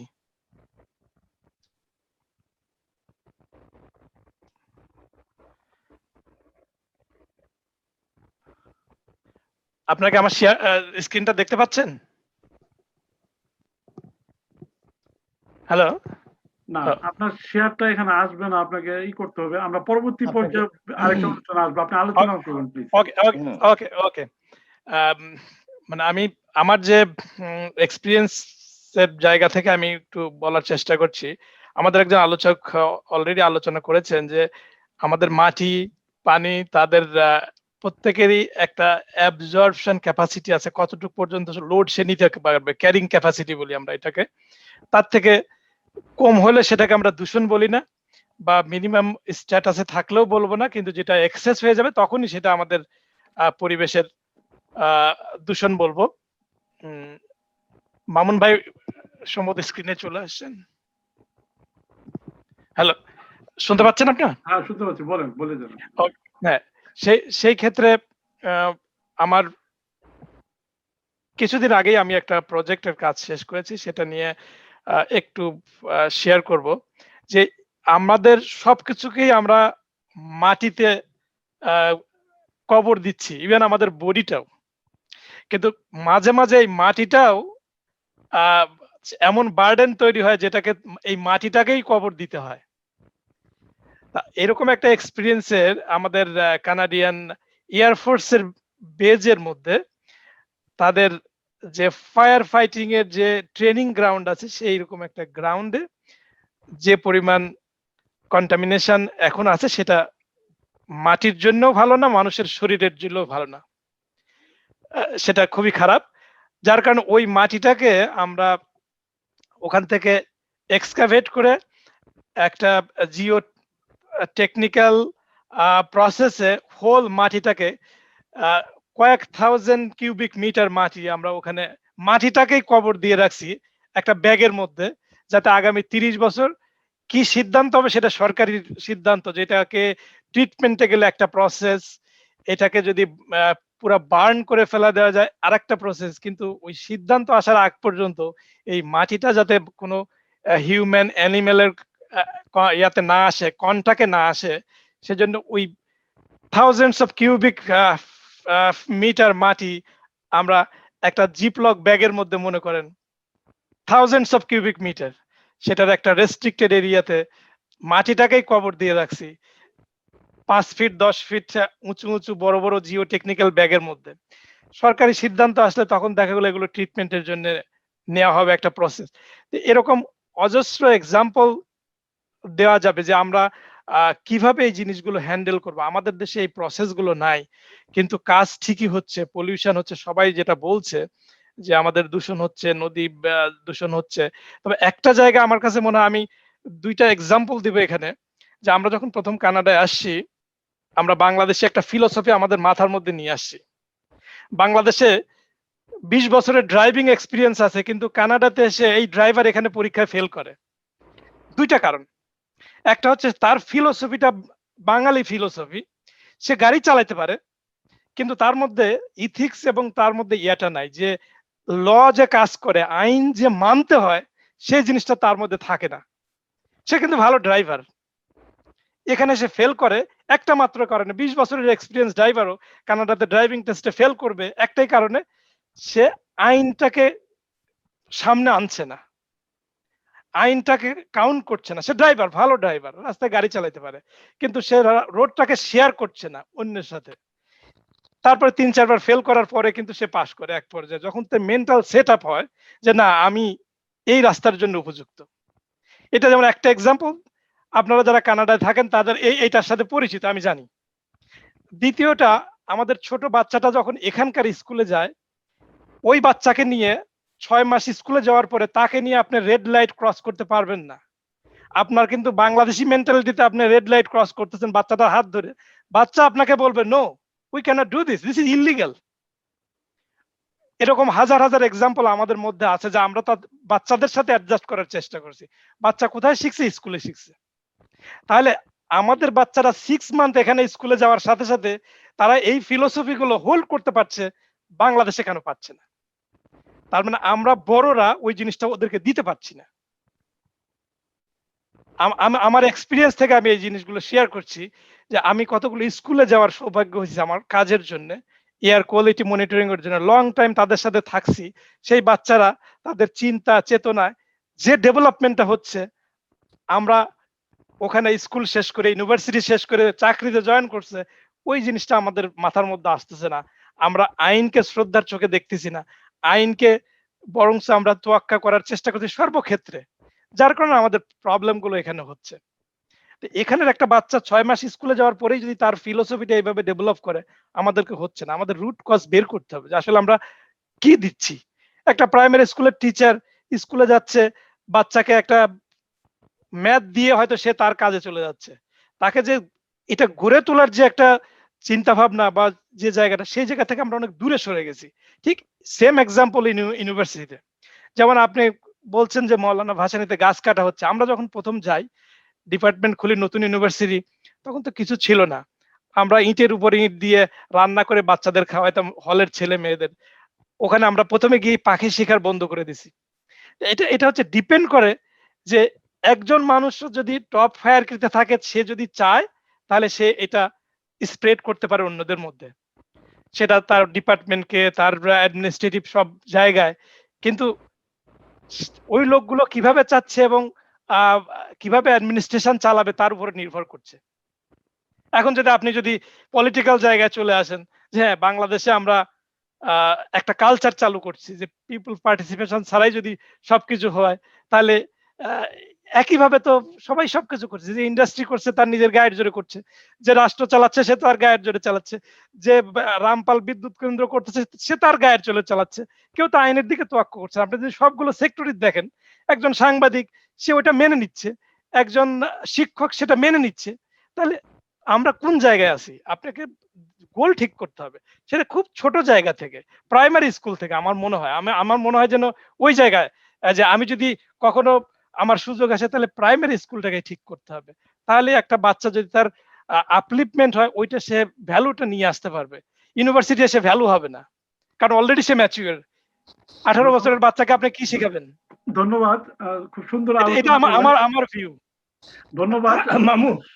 সবচেয়ে যে বিষয়টা সেটা হলো মামুন, আমি আধা মিনিট একটু বলবো। জবাবদিহিতার অভাব। 1 মিনিট স্যার, আসতেছে। জবাবদিহিতার অভাব। আমরা যদি সর্বক্ষেত্রে জবাবদিহিতা তৈরি করতাম, যেটা সর্দার জাব্বার সাহেব বললেন, জবাবদিহিতা এবং ট্রান্সপারেন্সি যেটা থাকতে হবে। আমাদের তো ঘোড়াই গলদ আছে, আমরা জনগণের মতামতকে তোয়াক্কা করি না।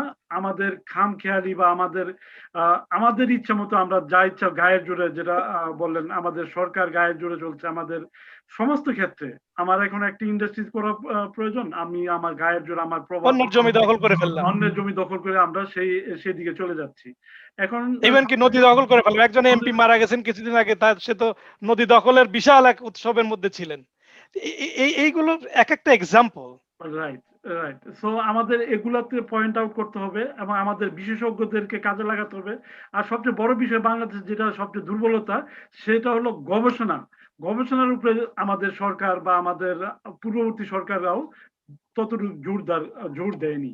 আপনি উন্নত বিশ্বের কথা বললেন, এখানে গবেষণার প্রচুর অর্থ বাজারে বরাদ্দ রাখা হয়, কিন্তু দুর্ভাগ্য আমাদের দেশে গবেষণার প্রতি তেমন মনোযোগ নেই। স্যার, কিছু বলতেছিলেন আপনি? আমি জব্বার অনেক কথা বললো তার পরিবেশ বিজ্ঞানের আমি বিভাগের কথা। আপনি সর্বশেষে আপনি উপসংহার বললেন, আমরা আর 2-3 বক্তা আছে, শেষ করে তারপরে আসবো। আমি এই পর্যায়ে সংযোগ বিচ্ছিন্ন হয়ে গেছিল আমাদের অ্যাডভোকেট আনোয়ার কবির, তাকে আমি তার অসমাপ্ত বক্তব্য, এবং আমি চাচ্ছিলাম যে প্রফেসর ডক্টর কামরুল হাসানকে সর্বশেষ বক্তব্য দেওয়ার জন্য, যেহেতু স্যার কিছু বলতে চাচ্ছে, আমরা আসবো তার কাছে।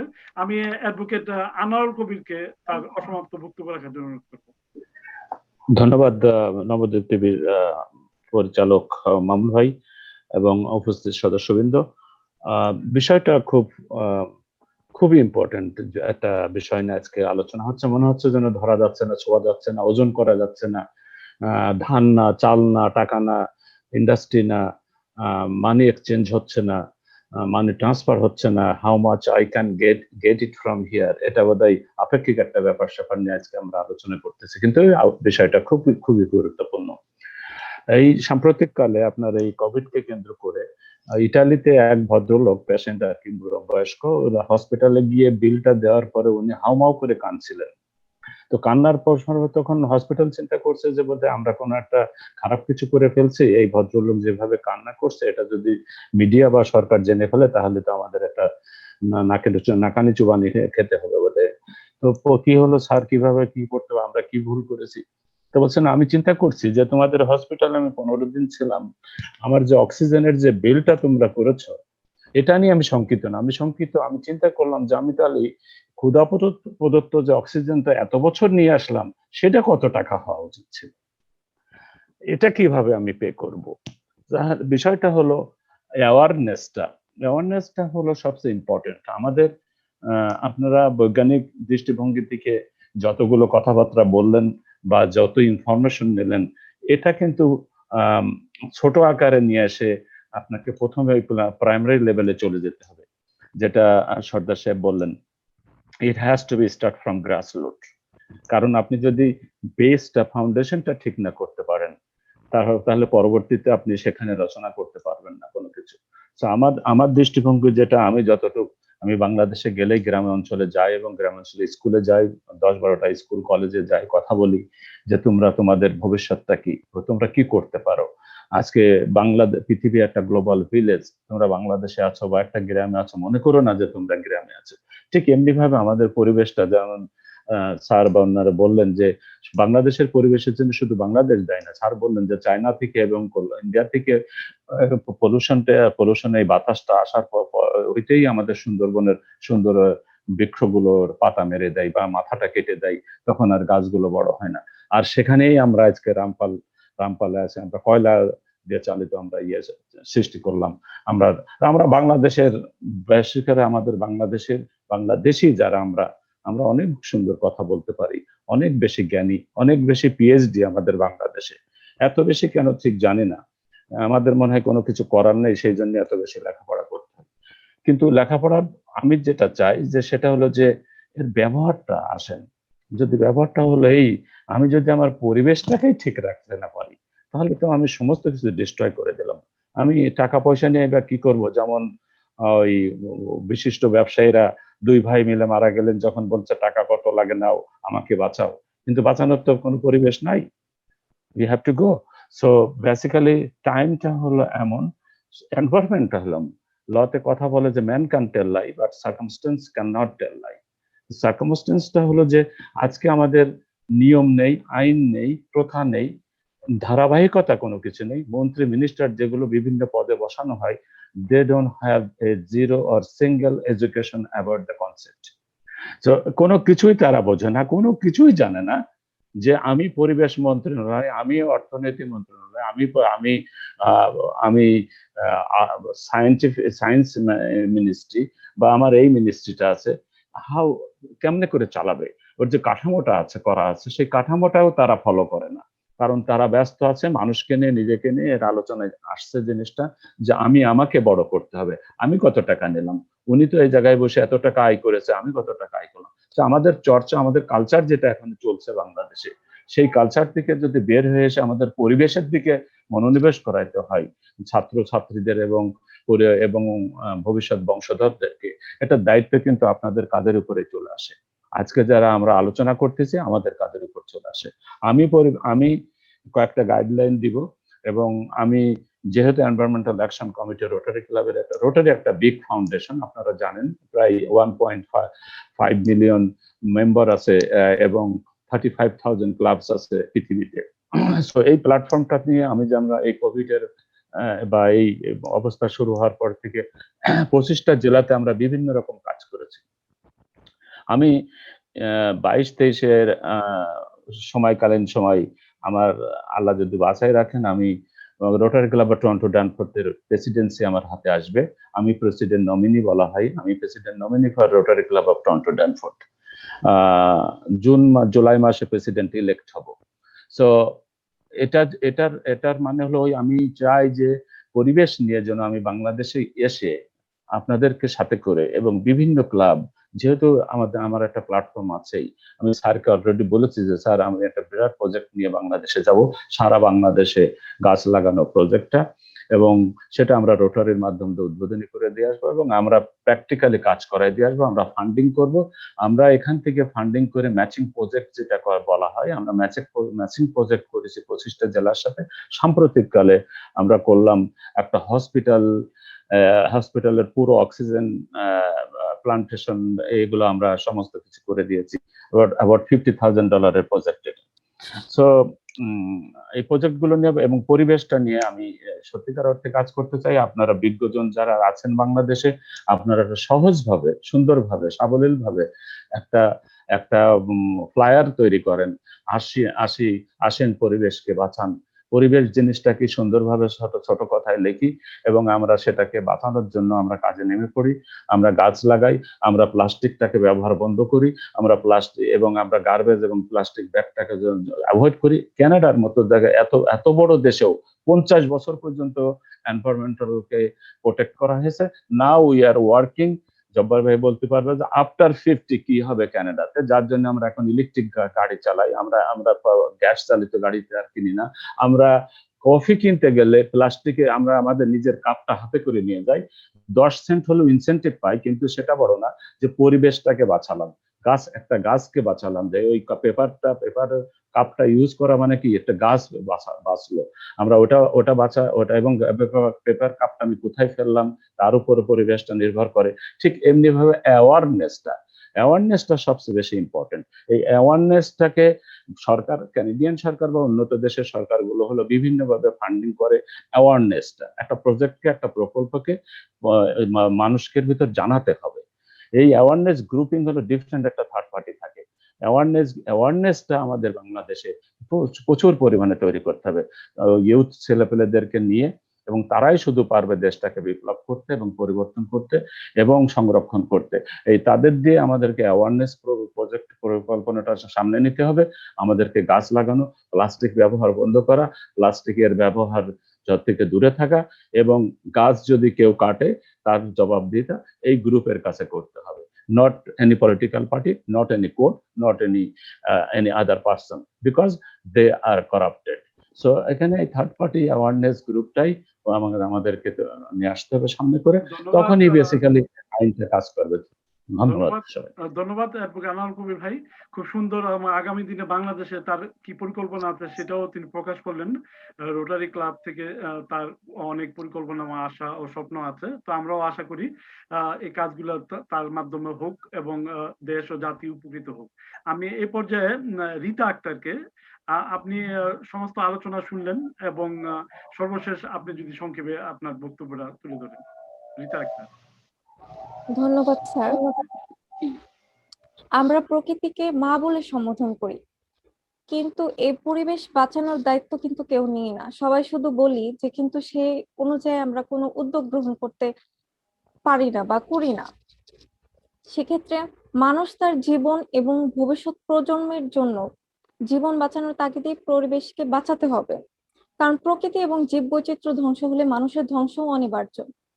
আমাদের একটা কথা মনে রাখতে হবে, আমরা পরিবেশকে যা দেব, পরিবেশ একসময় আমাদেরকে সেটাই ফেরত দেবে। পরিবেশ নিষ্ঠুর প্রতিশোধ থেকে আমি, আপনি এবং প্রকৃতিও বাঁচতে পারবে না। সেক্ষেত্রে স্যাররা যে আলোচনাগুলো করলেন,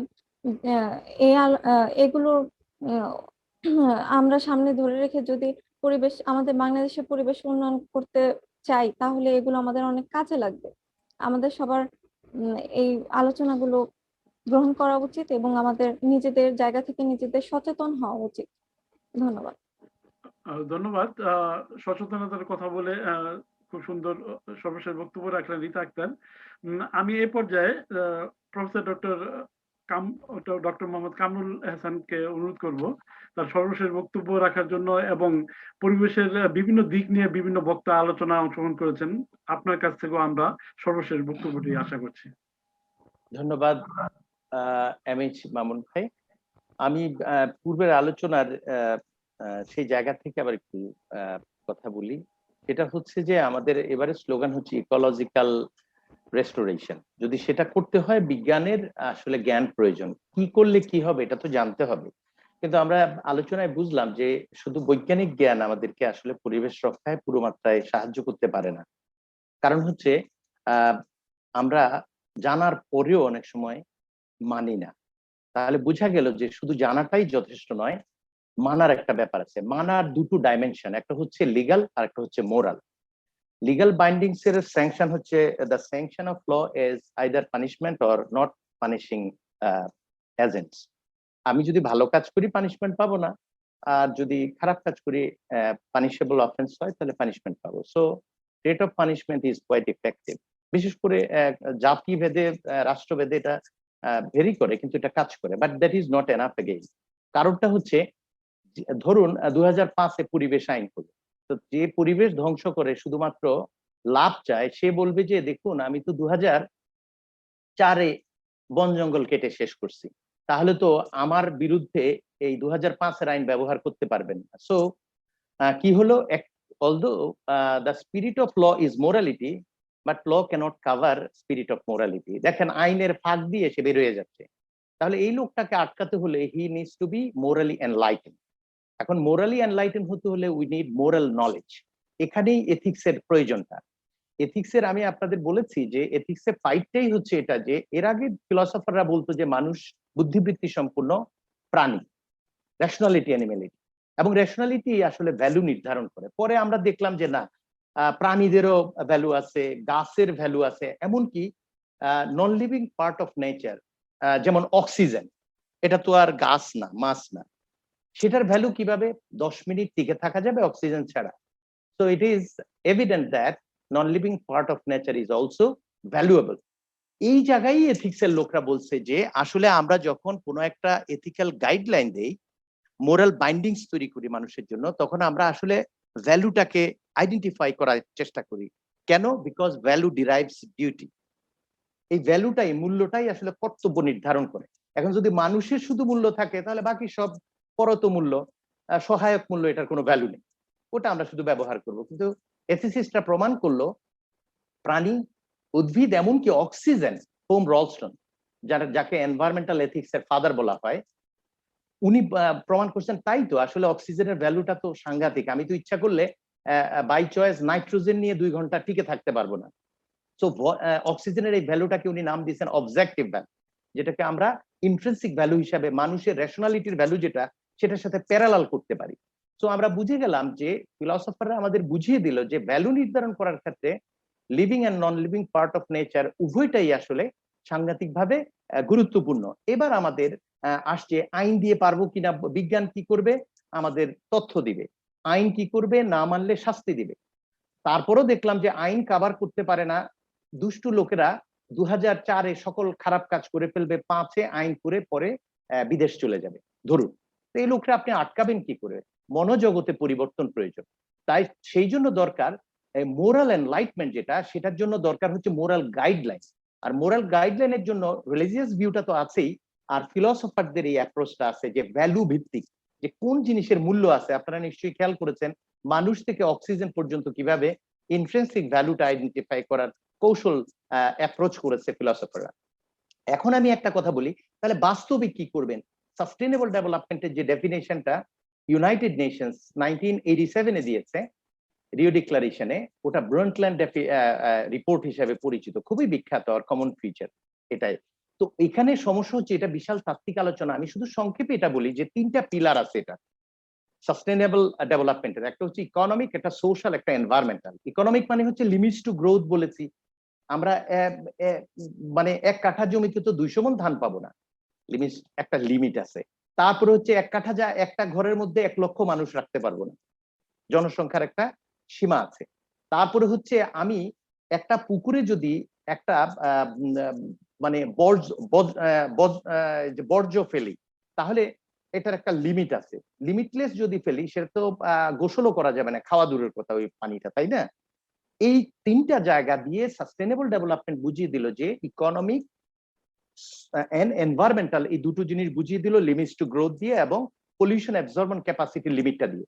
আরেকটা যেটা আমি বলেছিলাম যে বলতে চাই, সেটা হচ্ছে social sustainability, which is issue of justice, এইটা হচ্ছে এথিক্সের লোকরা সবচেয়ে বেশি কন্ট্রিবিউট করে এই জায়গাটা।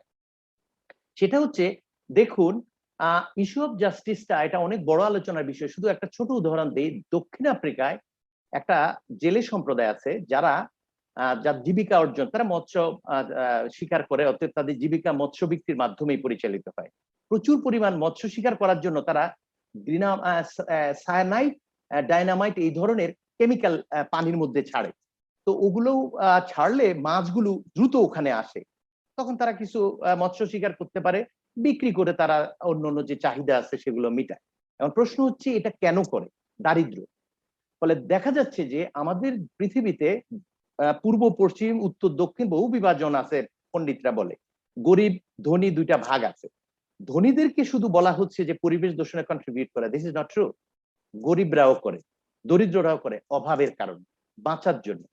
অথচ গান্ধীর একটা কথা বলি, এখানে অনেক লোক কথা বলছে, the world has enough to meet human needs but it does not have enough to fulfil human greeds. মানুষের লোভ মেটানোর সম্পদ পৃথিবীতে নেই, প্রয়োজন মেটানোর সম্পদ প্রয়োজনের চেয়েও বেশি আছে। So where is the last point and very basic point is to ensure justice. ধনী দরিদ্রের পার্থক্য সেটা রাষ্ট্রীয়ভাবে, পারিবারিকভাবে, গোষ্ঠীগত বা বৈশ্বিকভাবে এই কাজটা করতে হবে। এই ইস্যু অফ জাস্টিসটা ইম্পর্টেন্ট। এই যে ইউনাইটেড নেশন সংজ্ঞা দিয়ে বসে রইল, তারপর হচ্ছে millennium development goal, sustainable development goal declare করলো, তারপরেও পৃথিবীতে ধনী দরিদ্রের পার্থক্য দূর হচ্ছে না কেন? তার মানে হচ্ছে এগুলা কাগজে কলমের ডেফিনেশন, যেটা আমাদের আনোয়ার ভাই বলেছিলেন। এবং আসলে বিষয়টা হচ্ছে কি, আমরা এখন পলিসির ক্ষেত্রে আমরা যদি সাস্টেনেবল ডেভেলপমেন্টের এই ইউএন ডেফিনেশন বা সাজেশনটাকে ইমপ্লিমেন্ট করতে চাই, অফকোর্স এটা অত্যন্ত স্ট্রং একটা ডেফিনেশন, যদিও এটা সমস্যা আছে, তাহলে আমাদের কি করতে হবে? লিমিটটা বুঝতে হবে, হচ্ছে ইকোনমিক লিমিটস টু গ্রোথ, যেটা আমরা ডেভেলপমেন্ট আর গ্রোথ আলাদা জিনিস। তারপর আমাদের বুঝতে হবে যে ধরুন আমরা 10 জন আছি, আমাদের যে এরিয়া আছে সবাই মিলেমিশে যা আছে সব কিছু এক্সপ্লয়েট করলাম, করে খুব ন্যায্যভাবে এবার ভাগ করে খেয়ে ফেললাম। কিন্তু ইকোনমি মানে এনভায়রনমেন্টাল সাস্টেইনেবিলিটির যে কোয়েশ্চেনটা, সেটা হচ্ছে যে তোমরা যার যা প্রয়োজন আছে সে অনুযায়ী পরিবেশকে ব্যবহার করলা, চুরির মাল সমানভাবে ভাগ করলা, তাতে করে কি পরিবেশ রক্ষা হবে? So the third pillar of sustainable development is environmental sustainability. সেটাও তো দেখতে হবে। ওই যে ক্যাপাসিটি 3টা বললাম, ওই ক্যারিং ক্যাপাসিটির যে ইয়েগুলো, পলিউশন অ্যাবজর্পশনের বিষয়, পপুলেশনের বিষয়, এগুলো একটু দেখতে হবে। এগুলা দেখে তারপর আমাদের পলিসি তৈরি করে সেটাকে ইমপ্লিমেন্ট করতে হবে। এখন কথা হচ্ছে, যতই চেষ্টা করেন, যতদিন পর্যন্ত না মনোজগতে আপনার পরিবর্তন হবে, এই যে প্রত্যেকেই কেউ ধর্মের গাইডলাইন দিয়ে নিজেকে পিউরিফাই করে, কেউ এথিস্ট কিন্তু ইস্যু অফ জাস্টিস দিয়ে নিজেকে পিউরিফাই করে, ওয়েস্টার্ন ওয়ার্ল্ডে আমরা দেখতে পাচ্ছি। Doesn't matter what is your source of purification, you need something that you should follow to purify you, and that's how to contribute to the nature where you live and where people live around you. তো last একটা কথা একটু বলে শেষ করে দেই, সেটা হচ্ছে তাহলে কি করতে হবে? আমাদের আসলে বৈষম্যটা দূর করতে হবে, আমাদের নিয়তটা ঠিক করতে হবে। আমরা সকলে মিলে বাঁচার যে ব্যাপারটা, এটা বৈজ্ঞানিক একটা তথ্য, এটা আমাদেরকে বিশ্বাস করতে হবে। যদি না করি, এই চালাকি আসলে সাস্টেইনেবল না, আমরা ধ্বংস হব কিছুদিন পরেই।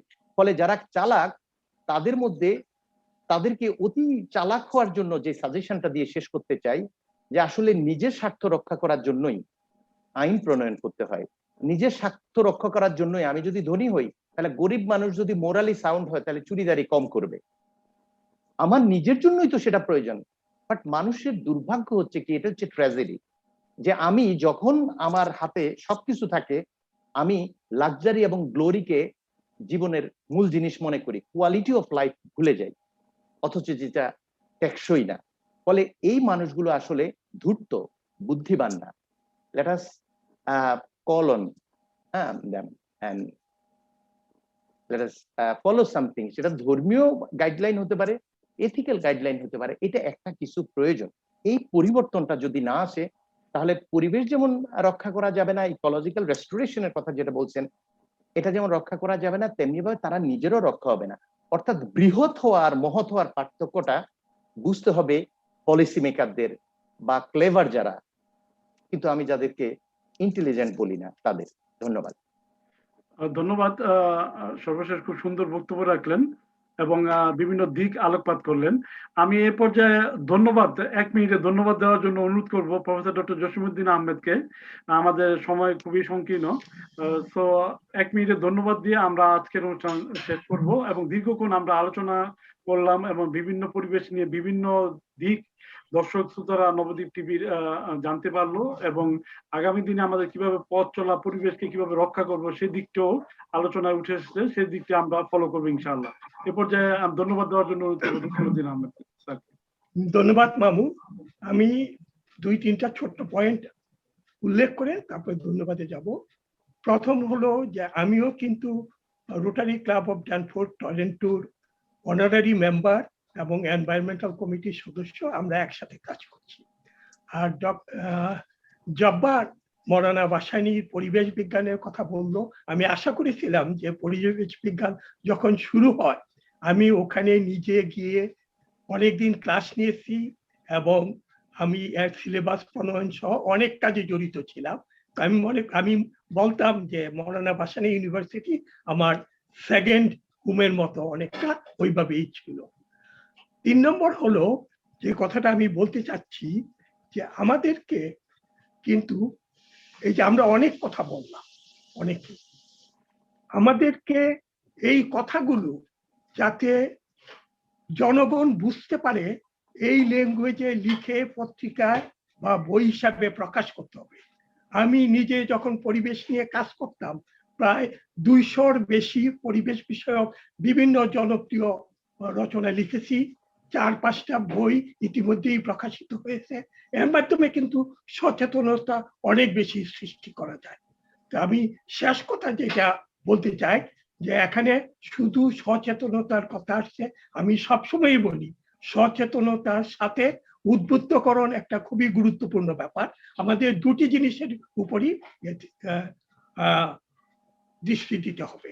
আমি নবদ্বীপ টিভি সিইও এইচ.এম. মামুনকে ধন্যবাদ জানাতে চাই যে আমি সাজেশন দেওয়ার পর তিনি এই ব্যাপারে এই আলোচনাটি অনুষ্ঠানের ব্যবস্থা করেছেন এবং মামুন আমাকে নবদ্বীপ টিভি প্রধান উপদেষ্টা হিসেবে নবদ্বীপ পরিবারে ইতিমধ্যেই ঘোষণা করেছেন এবং আমরা নবদ্বীপ টিভি বিভিন্ন বিষয়ে সবসময় গুরুত্বপূর্ণ আলোচনার ব্যবস্থা করে থাকি। আজকে যারা এই আলোচনায় অংশগ্রহণ করেছেন সবাইকে আমি যোগাযোগ করেছিলাম, আপনারা সবাই খুব মূল্যবান আলোচনা করেছেন। সবাইকে ধন্যবাদ এবং কৃতজ্ঞতা আমার পক্ষ থেকে এবং নবদ্বীপ পরিবারের পক্ষ থেকে দিয়ে আজকে আমি বিদায় নিচ্ছি। আল্লাহ হাফেজ। ধন্যবাদ প্রফেসর ডক্টর জসিমউদ্দিন আহমেদ। তিনি আমাদের নবদ্বীপ পরিবারের প্রধান উপদেষ্টা এবং সাপ্তাহিক নবদ্বীপ নিউজ ও নবদ্বীপ টিভির বিভিন্ন কার্যক্রমে তিনি আমাদেরকে বুদ্ধি পরামর্শ বিভিন্নভাবে সহযোগিতা করে থাকেন। তো ধন্যবাদ। এবং আজকের এই আলোচনা এবং আজকের যে বিভিন্ন বিশেষজ্ঞ আমি বলবো পরিবেশের উপর কাজ করে থাকেন তাদেরকে হাজির করতে এবং সর্বোপরি আমাদের এ প্রজন্মের রীতা আক্তারকে তিনি উপস্থিত করতে পেরেছেন। এই জন্য আমি প্রফেসর ডক্টর জসিমউদ্দিন আহমেদকে আমার অন্তর ধন্যবাদ জানাই। পাশাপাশি আমি আলোচনা যে বিষয়টা উঠে এসেছে সবাই ভালো বক্তব্য রেখেছেন এবং পরিবেশ সম্বন্ধে একটা অ্যাওয়ারনেস তৈরি করার জন্য চেষ্টা করেছেন। আমি মনে করি দর্শক শ্রোতা নবদ্বীপ টিভির উপকৃত হবে। সর্বোপরি যে জাতি তার মাটিকে ধ্বংস করে সে জাতি তার নিজ জাতিকে ধ্বংস করে। এটাই আমাদের বিষয় যে আমরা সকলের ক্ষেত্রে সবাই যে যে অবস্থানে আছি সেই অবস্থান থেকে আমাদের পরিবেশ রক্ষার জন্য কাজ করি এবং আমি নিজে থেকে শুরু করি, তারপর আমরা পার্শ্ববর্তী যে আছে তাকে উদ্বুদ্ধ করি যে পরিবেশকে কিভাবে রক্ষা করা যায়। আজকে বাংলাদেশে নদী দূষণ হচ্ছে, বায়ু দূষণ হচ্ছে, সর্বক্ষেত্রে একটা অসামঞ্জস্যতা, সমন্বয়হীনতা। কোনো মন্ত্রণালয়ের সাথে কোনো মন্ত্রণালয়ের কোনো ধরনের সমন্বয় নাই। তো আমরা চাই বাংলাদেশে একটা সুষ্ঠু পরিবেশ ফিরে আসুক, একটি গণতান্ত্রিক ব্যবস্থায় ফিরে আসুক এবং সর্বক্ষেত্রে যাতে আমাদের দেশটাই একটি সুন্দর দেশ এবং বিশ্বের মানচিত্রে একটি সোনার বাংলা যে আমরা স্বপ্ন দেখেছিলাম আমাদের 30 লক্ষ মা বোনের ইজ্জতের বিনিময়ে এবং লক্ষ কোটি আপনার শহীদের বিনিময়ে আমরা যে লাল সবুজের পতাকাটা পেয়েছি, এটাকে যেন আমরা বিশ্বের দরবারে সমুন্নত রাখতে পারি এবং আমাদের পরিবেশকে যেন আমাদের পরিবেশের ভারসাম্য রক্ষার জন্য আমাদের যা যা করণীয় আমরা তা করতে পারি, সেই আশা ব্যক্ত করে এবং দর্শক শ্রোতা যারা দেখলেন দীর্ঘক্ষণ এবং পরবর্তী সময় যারা দেখবেন তাদের কাছে আমি অনুরোধ করব সরকারি স্বাস্থ্যবিধি মেনে আপনি চলুন এবং যতটা সম্ভব আপনার সরকারি যে স্বাস্থ্যবিধি আছে তা মেনে চলার এবং অপরকে মেনে চলার উদ্বুদ্ধ করার আশা করে আমি আমার আজকের এই অনুষ্ঠান এখানে শেষ করছি। সবাই ভালো থাকেন, সুস্থ থাকুন এই কামনা করে আল্লাহ হাফেজ। মামুন ভাই, জসিম স্যারকে আমাদের আমন্ত্রণ জানার জন্য এবং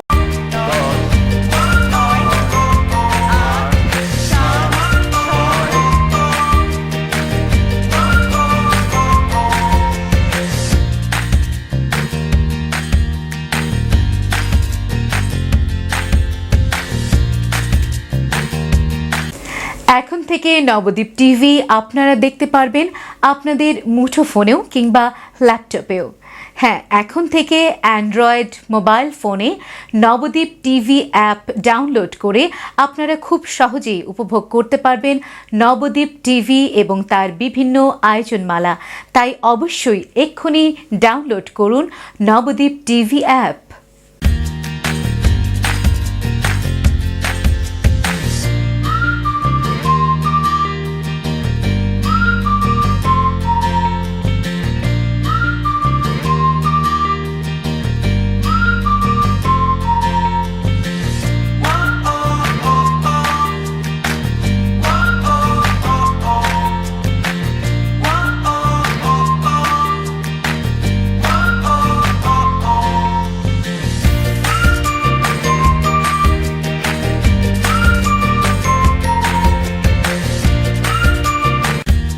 প্রিয় দর্শক, নবদ্বীপ টিভির সকল অনুষ্ঠানমালা এবং নিউজ দেখতে ভিজিট করুন আমাদের ওয়েব লিংক www.navadiptv.com।